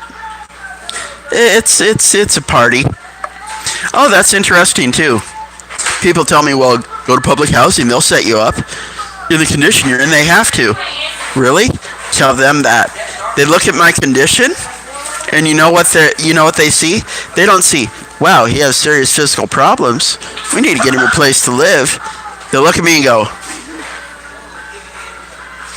white guy, single, no kids, speaks very clear English, intelligent.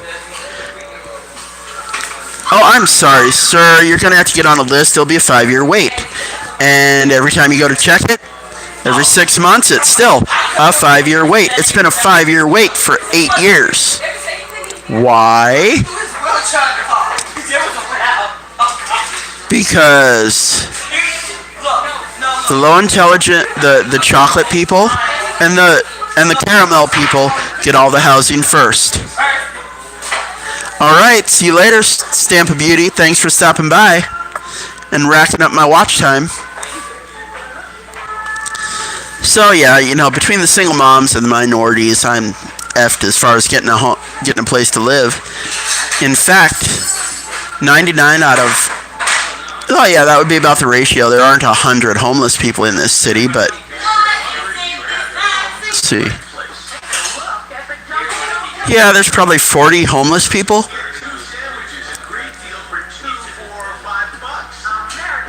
And 5 of them are black. All the rest are Caucasian males. It's pretty shitty.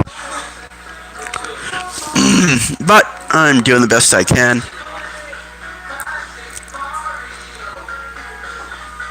And Bill knows the science I'm working on.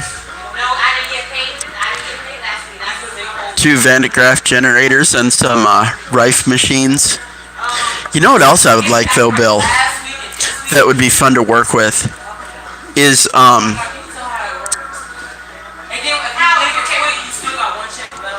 fucking high frequency lasers and regular diamonds and I'm not sure what they call them, inverted diamonds, because diamonds are a prism, they split the light. But like the inverted diamond condenses the light when you put it through it. I'd love to get some of both diamonds and a couple high density lasers and see what just bombarding myself in that hyper dense laser field would do, because supposedly there's a certain frequency laser if you what is it, if you administer it to water, it reconfigures the frequency of the water molecules, and subsequently what happens then, because your body is like 75% water, when you add that frequency prepped water to your system, it optimizes your body's cellular health, improves it. That'd be really cool to work on too. Oh, if I only had a garage. Oh, what? No, that's not how the song goes.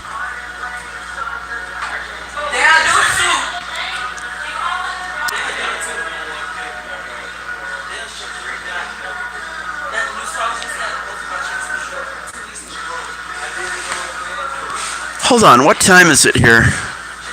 Oh, it's 5 minutes to 9 p.m. and they close in an hour. Hello.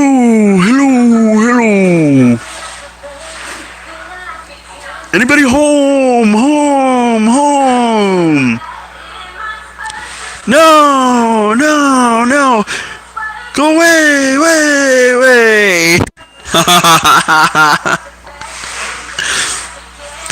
Knock. Who's there? Allah who? Allahu Akbar. Boom.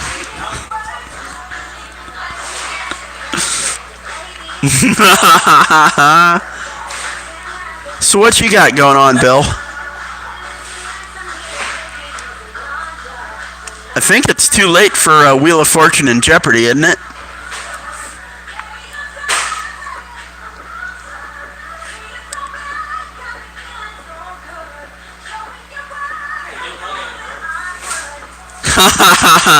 I'm sorry to tell you, DARPA already beat you to it. It's called HARP, and DARPA is Cobra.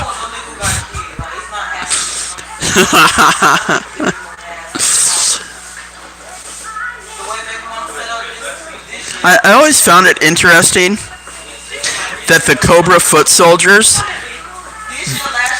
wore blue just like the UN military. I don't know, that 1986 G.I. Joe cartoon movie tripped me out when I was a kid. Really? Nice. Now, what premise does that work on? Exactly.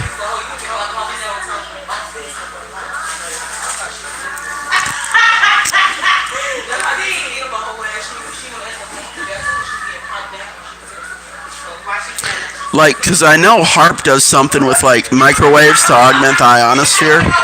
What does the Marantz function on?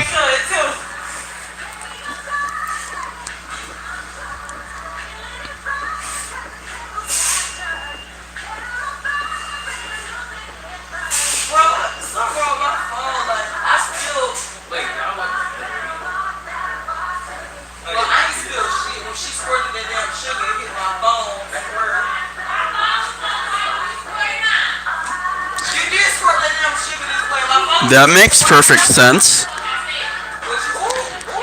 No, really, because weather dictates not just the raw materials being able to be used, but whether or not people use certain... How do I explain that? Like, people behave differently based on the weather.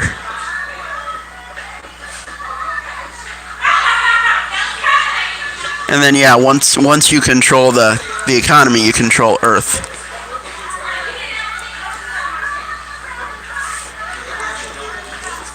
Wow, dude, that's freaking awesome. Have you ever heard about what is it, I think it's called the neutron bomb, where it sends out a frequency that, like,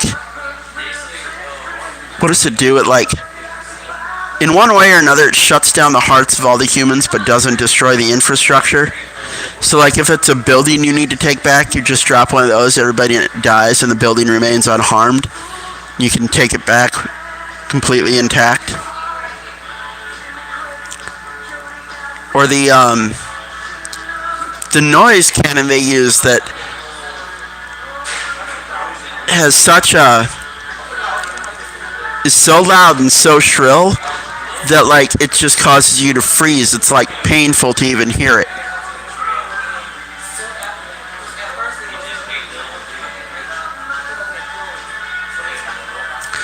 I was working on a small free energy generator with the one base magnet, the spinning magnets, the copper wire, and all that. I never did fine-tune it, but I did get it to work off and on. Almost had it working enough to draw more, to create more energy than my phone was drawing to be able to use it.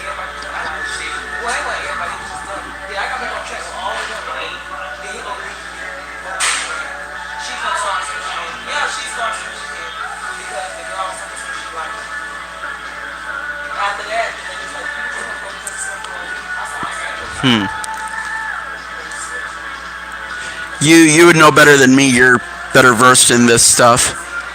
So, elaborate, if you would, sir. So, it is what it is. And I'm not even gonna tell me why I heard you talking about that. What? Papa over there. Then Biggie still going in. Everybody come in and tell me you going. Right, god damn it.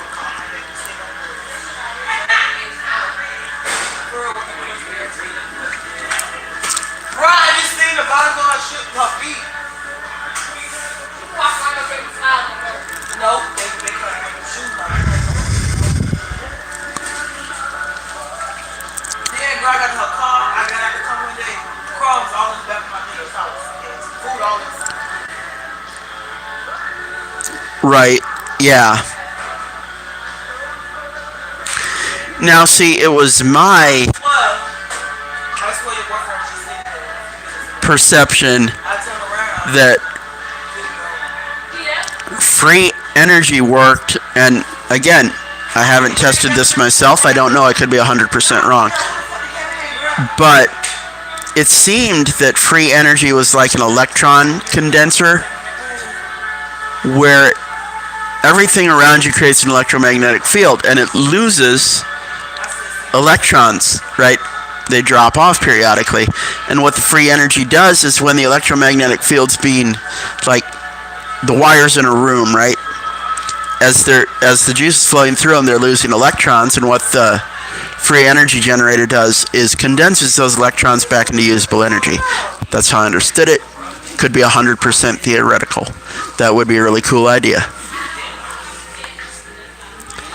But then, you know what? The mathematical, the relationship of black holes is, you know, theoretical. No one's gone out there and handled one with their hands yet. Which reminds me of another really bad joke. When I was living with roommates at the college, one of them was a mentally retarded guy who happened to be black. And he didn't take very good care of his nether regions. So I ended up stinking up the whole apartment one day, right? And me and my other roommate were talking about stuff like you and I are right now, right? And I go, dude, have you smelled our other roommate? He goes, oh my God, I know. I can't even stand to come in here anymore. I go, we should totally call NASA. Why? I go, we need to call NASA and tell them we know what a black hole smells like.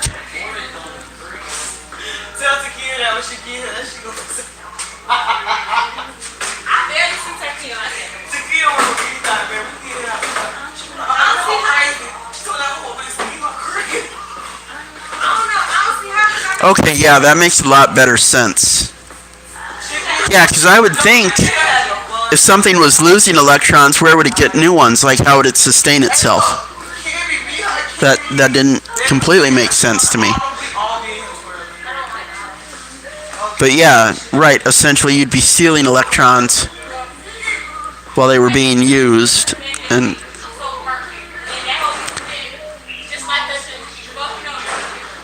which raises a point then, how would you engineer that?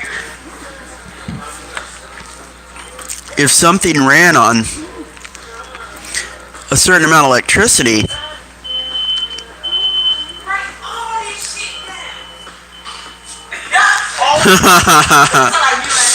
if something needed a certain amount of electricity,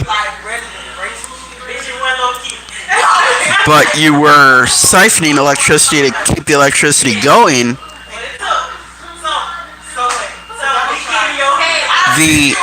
the transport mechanism would have to be transporting like 3 times as much electricity as the device needed.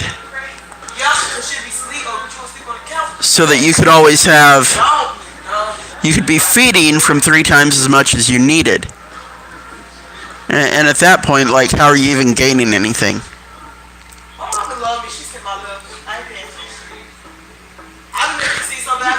Oh, did I tell you? Did I give you the details of that incident I had with the Van de Graaff generator in high school? I think I had briefly mentioned it, but I didn't go into detail. So it was physics class junior year. Was it junior year? I don't remember anymore. It was near there, junior, senior year. Physics class. And we're building our electrical circuits, right? In our teams of like 3 and 4. All around the lab, building these electrical circuits, right? And the teacher says, you know, come on over, I want to show you guys something with electricity. He has this Van de Graaff generator amped up, right? And he's using the wand and showing you if you put your hand close enough, the electricity goes from your finger to the sphere and back again, and right, showing us all the basic stuff, right? And at that time I had headbanger hair, I had it shaved up to here, and then from here up it was way down past my shoulders, right?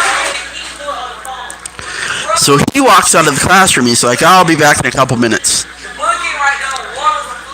And everybody else, like good little worker bees, went back to their projects. So I eyeballed this Van de Graaff generator a second ago. Let me try something. Took my hand, just palmed it. Just left my hand there. And the girls were the first to react. They're like, oh, what are you doing? You're going to get hurt. You're going to electrocute yourself. What are you doing? You're going to get in trouble. And so I held my hand on there for like 5 minutes, and I could feel my internal body heating up with the electrons. And I took my hand off it like right before he came in the room. They're like, I hear him coming now. Okay. But by the time I was done, my hair was straight up in the air. And it was funny because when one of the girls finally hollered again, she's like, you're going to get in trouble. I go, not if you keep your mouth shut. And it was weird because that day when I left that class, we had outdoor corridors in the building. It wasn't a fully enclosed building. It was really cool. And so as I'm passing through the outdoor corridor, it hits me. After I'd absorbed all those electrons, all of a sudden, my sight was sharper, my hearing was sharper, my sense of nuance was sharper.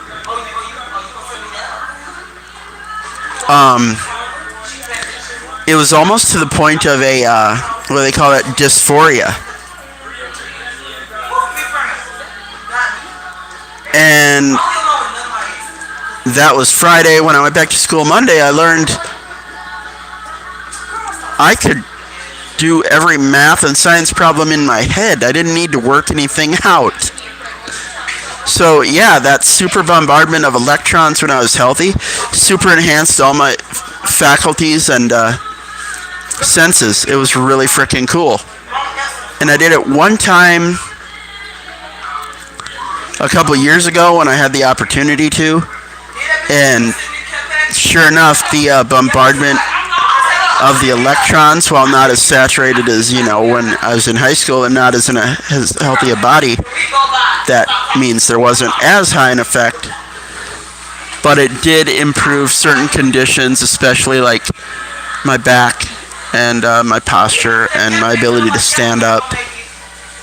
And my mind was clearer and sharper, and just because of that clearer, sharper mind, I felt so much better. It improved my well-being. It was really cool. But, cranking that up in the back of the truck,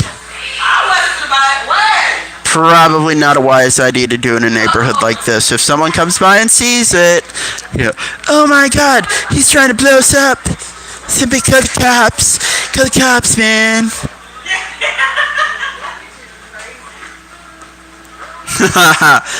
Oh, I've been dealing with, I've been a ward of medical science since I was born. I spent more time in hospitals and medical facilities than I did being a child. And I low-key got sugar stuck in my arm. So, and like I said before, I noticed if I take on electrons, it alkalizes my system and improves my overall well-being. Because see, when you're one of the primary functions of the kidneys is to remove metabolic waste as acid, right? Metabolic waste is acidic, and so the kidneys flush it out of the system. Okay, that's one of their jobs. So the kidneys naturally produce massive amounts of bicarbonate to extract the acid and purge it. The cells. Okay, have you ever experienced muscular fatigue where it burns? Well, that's because the muscle tissue, the cells, are breathing acid at that point, not oxygen. An oxygen-rich physiology exists in an alkaline system. A high acidity system chokes out the cells so they cannot function properly, limiting the function of every tissue mass in the body. So, in an alkali system, there is high electron exchange and high oxygen exchange. The cells are well oxygenated and well electrified so that not only can they breathe properly, but they can get all the nerve messaging and energy they need to function properly. So, being that my kidneys don't work, my system is hyperacidic, I try to drink, Sprite with bicarbonate tablets dissolved in it as often as I can, but that's not strong enough to do the job. It helps, but it's not strong enough to maintain the system. But I have noticed when I induce electrons directly, like through the Van de Graaff generator, that powers... The body can't absorb the electrons if it's acidic, or it can't facilitate the use of electrons properly. So when it's acidic and you bombard it with electrons, the acid gets overwhelmed and the electrons get through.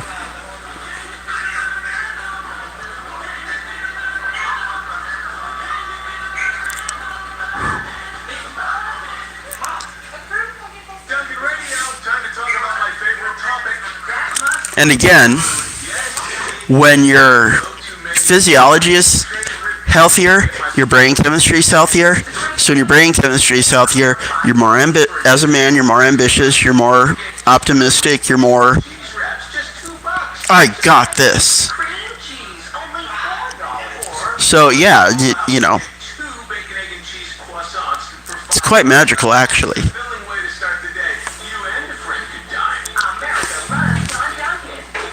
Oh, and then, the hell else?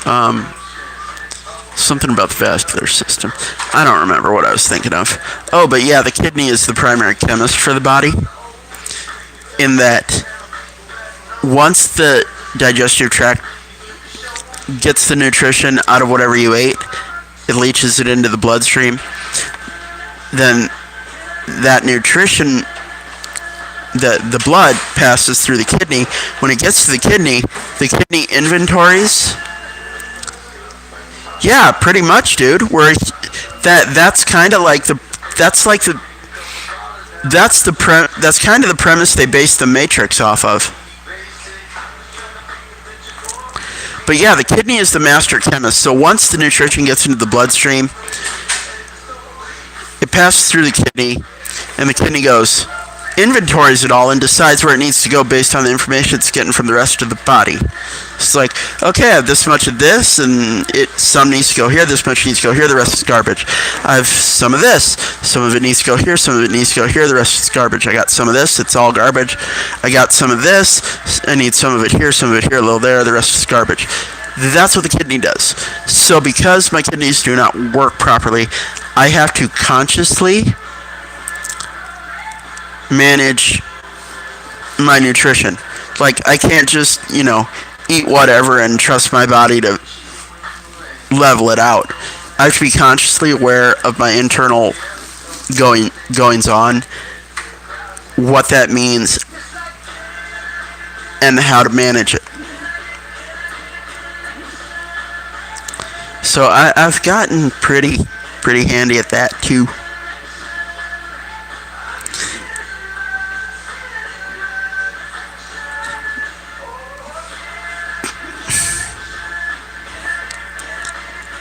What is it?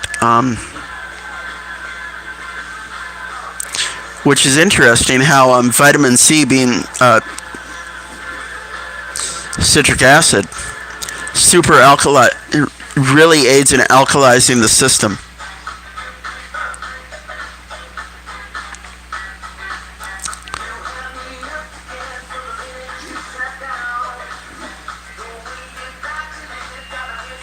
But because of my everything I'm dealing with, I cut myself back to eating only once a day, and it's like not even a normal meal. It's like half a normal meal a day. Because, mentally, I'm thinking, if the guy that sorts the incoming goods can't do his job optimally, I need to cut back the incoming goods so he can at least sort out what's there. So, essentially, the less I put in my system, the less stress it is on the kidney, the less overwhelmed my system becomes. which is also why I started doing something that could be dangerous in the long run, which is replacing my food with artificial means. Like, instead of eating real food, I just take a full spectrum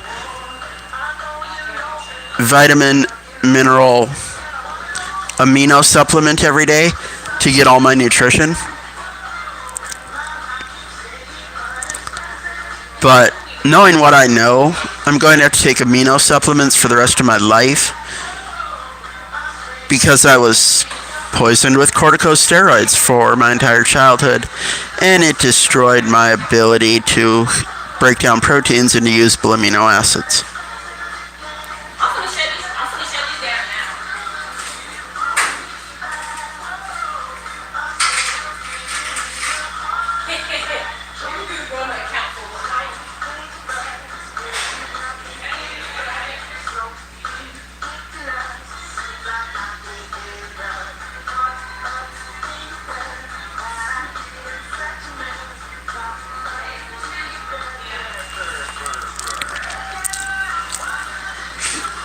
Welcome to the chat, whomever you are.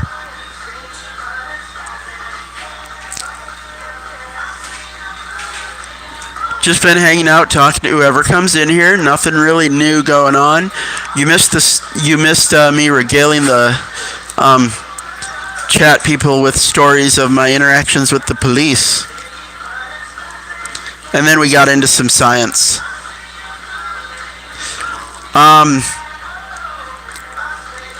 I was born with blockages at the base of both my kidneys because my mother is a terrible person. And then once they fixed that, my kidneys and adrenal glands were already damaged because the adrenal glands sit on top. There's an adrenal gland on top of each kidney, so that shit was already damaged because of that condition. So when they vaccinated me at 3 years old, my body couldn't handle it and overreacted. So for the next 10 years, to treat the condition that created, they put me on corticosteroids, which are catabolic steroids. And so weak kidneys, weak adrenal glands, being even more overtaxed with the vaccinations, they're now feeding me steroids that induce a catabolic effect. What does that do? Well, they put me on that at 3.5. By 4 years old, my body completely stopped developing. At 12 years old, when I got off it, I was no more physically developed than I was at 4 years old. Here's the other kicker. Prednisone causes degradation of bones and tissue. Okay? So because of the conditions already present in the body, I was easily 100 times more susceptible to those conditions. Like, if some person lost 0.1% of their bone mass a decade, I lost 0.1% of my bone mass a year. Okay? Like, it was insane because of the damaged kidneys, damaged adrenal glands, how fiercely that prednisone took to decimating my body. Because of that, by the time I was 12 years old, one kidney completely atrophied into nothing. The other one did not develop, was actually smaller than it should have been. Even though I was underdeveloped, it was more underdeveloped. And both my hip joints were partially gone. So, before I even hit puberty, I've got that going on. One small weak kidney. No shit, dude. I'm just not tough enough to put up with regular people's stuff. And so, where was I going with that? Oh, here was something else that prednisone did. It completely reprogrammed my biology because the mechanism it uses to induce the cellular tissue decay is that it inhibits the body's ability to break down proteins into usable amino acids. It permanently reprogrammed my body that way. If I do not take oral amino acids, I can't get shit for amino acids out of the meat I eat. Like, more than, if you break down meat molecularly, right?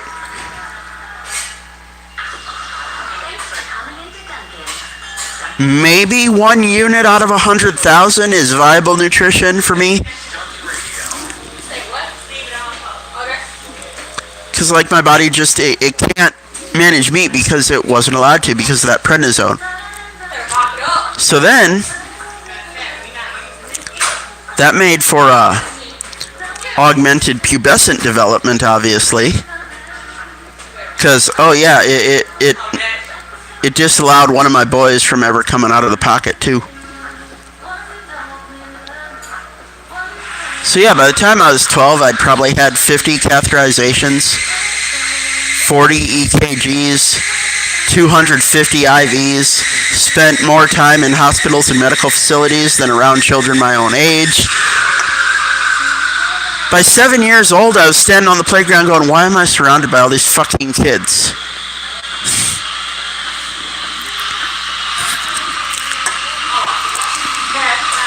But, you know. And so, yeah, no, I have been this deep in medical science my whole life. So it's really hard to get through to a doctor that it's like, listen to me, dude. I know way more than you do. I've been doing this longer than you.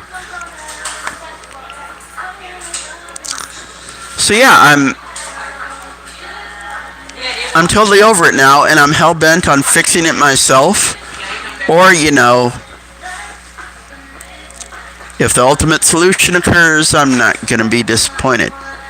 One way or the other, I'm getting out of this situation. But, yeah, so when I became a teenager, my testosterone didn't develop properly. My male physiology didn't develop properly. And because my body could not, like I said, break down proteins properly, it doesn't matter how much I work out, I can't gain mass. I can drink 180 grams of protein every day and work out every day a different muscle group, and I won't gain a goddamn pound. Will not gain any muscle mass, visually or scale-wise. Of course, it didn't help that at 15 years old, those same doctors are like, oh my god, they are. I've always liked to compare the surgeons, especially, to serial killers. They get the same joy out of mutilating the body. They have the same disregard for human well-being. They don't treat you with humanity or dignity. The difference is they get paid for what they're doing. And the other difference is the serial killer eventually puts you out of your misery. He doesn't go, oh, I made your life worse? Well, here, let me do surgery on you again. I'll make it better.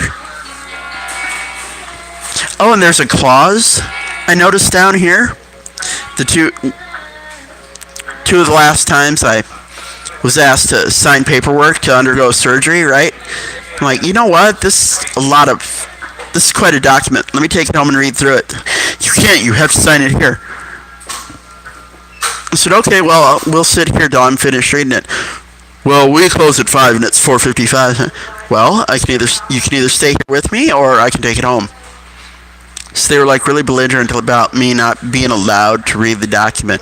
So I got to this clause in the document, right, about a paragraph and a half, where it says, you know, by signing this document, you grant the physician the authority to, in layman's terms, do whatever the fuck they want for whatever reason they want with total impunity, regardless of the outcome. Oh yeah, dude, Mengele is alive and well in the spirits of these surgeons and doctors. And they're like women. When they fuck you up, they look at you and go, well, I didn't know. Wait, that's your job to know, dude. If I asked a plumber to fix my bathroom, and he made it worse, And I go, what the hell did you do? You go, oh, well, I didn't know. It's like, no, that doesn't fly. Oh, yeah, they're insane. Where they tell you, they sell you. They sell you on one surgery. They go, well, yeah, we're going to do this and this and this for you, and it's going to be great, and it's going to work out like this. We're going to do this and this, and it's going to be awesome. You go, oh, okay, that sounds good. Then you get out of the surgery, and you're like, the fuck did you do to me? They're like, oh, well, yeah, we got in there and found out we couldn't do that. So we did this. I didn't authorize that. Like, yeah, well, you know, we couldn't wake you up and ask you. I'm not gonna tell it anyway. What?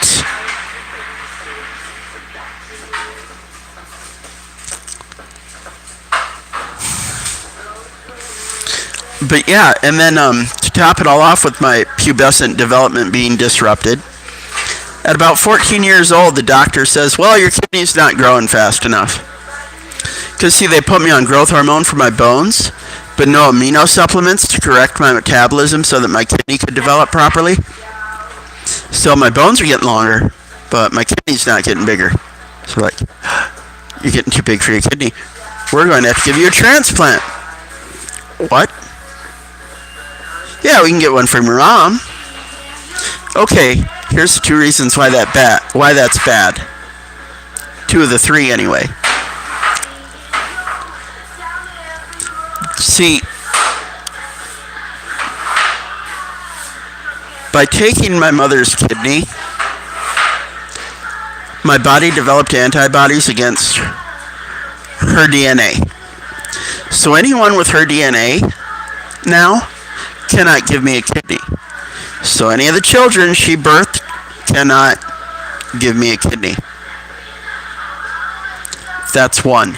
2, because hers was a 40-year-old healthy woman's kidney, and mine was an undersized child's kidney. As soon as they put her kidney in me, it took over managing every aspect of my physiology. Now let me explain it to you like this. The kidney has DNA and genetics from the source body.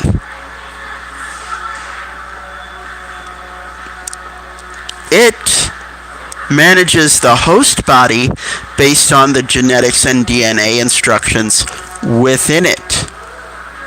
Okay? It doesn't suddenly switch over and go, oh, I have to rewrite all my code so I can manage this correctly. No, so a 40-year-old healthy woman's kidney was managing my physiology through puberty. This means, while my body was supposed to be acclimating to a drastic rise in testosterone and being able to build muscle and dropping my voice and throwing out my Adam's apple and lowering my testicles and, you know, all those things that boys go through in puberty, I didn't go through that to the extent I should have because I had a woman's kidney managing my physiology.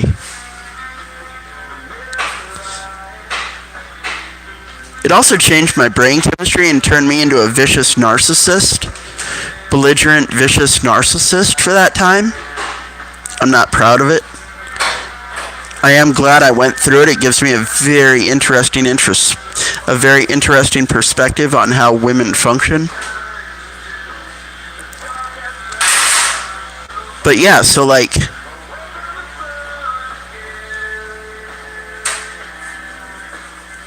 a woman's kidney was overseeing my pubescent development, simply put. So that kind of fucked me over too.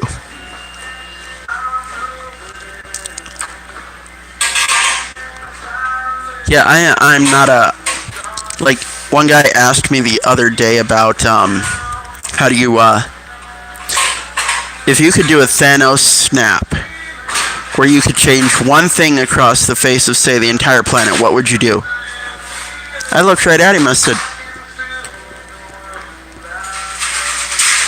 I'd turn medicine back to what it was in the 1700s. Why?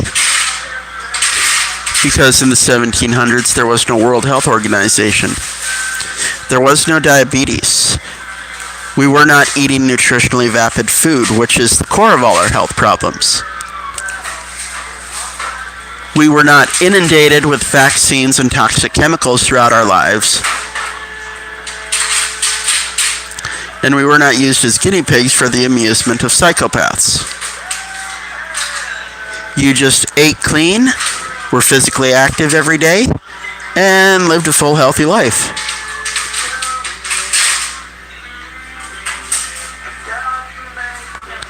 And 10 more minutes if you want to hang, then I got a split. Like a banana. Oh. Or no, it would be, split. Yeah, split like a banana. It spread like her legs. But yeah. And then I used to joke with a friend in high school. We'd have really deep conversations about weird shit, right? And one day we were talking about karma, right? And your past life dictating your now life. And we used to joke, I'm like, you know what? I wonder if I was Mengele in a past life, and that's why I'm going through what I am in this one.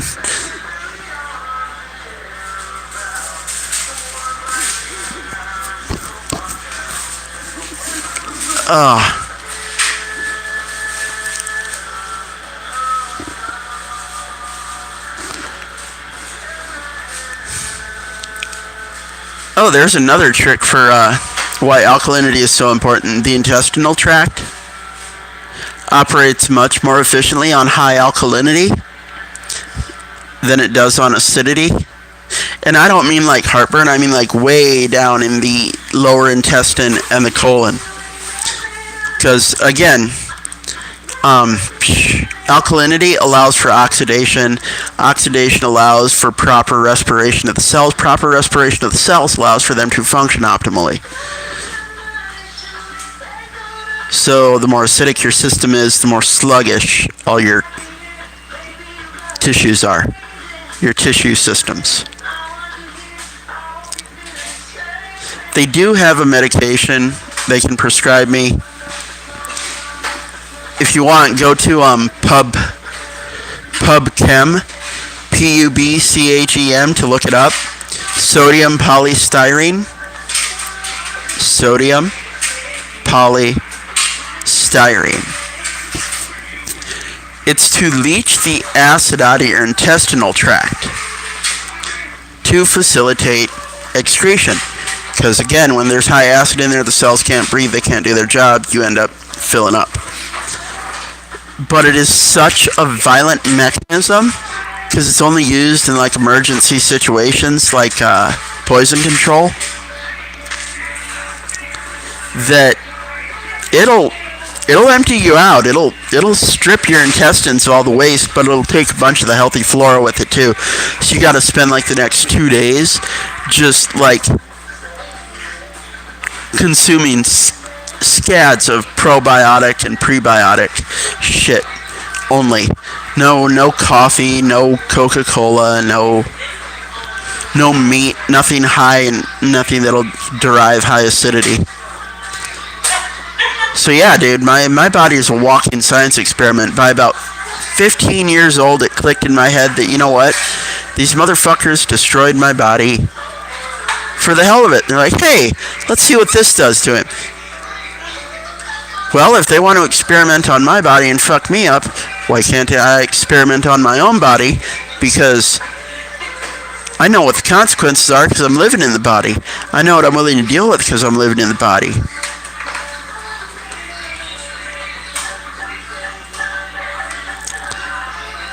And on a very, very morbid, black-pilled note, I'll say this and then go.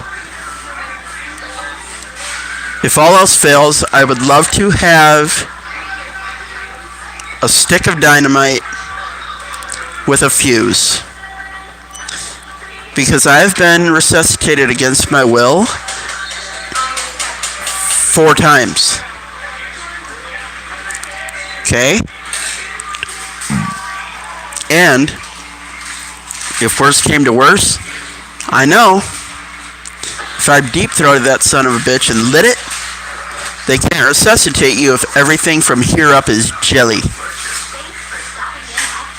And, you know, such violent explosion, I wouldn't feel it anyway. Sorry about that horrifyingly black-pilled moment. You see, this is the part of me I try to hide by being upbeat and funny and making people laugh and bringing humor into the situation. Because if I don't focus on doing that, I turn into the guy I just was. And that doesn't bode well for social situations or relationships. Hey, thanks for listening, dude. And you know what? If you need someone to listen, you always got me. Drop me a line anytime you want. And we shall cut off the stream.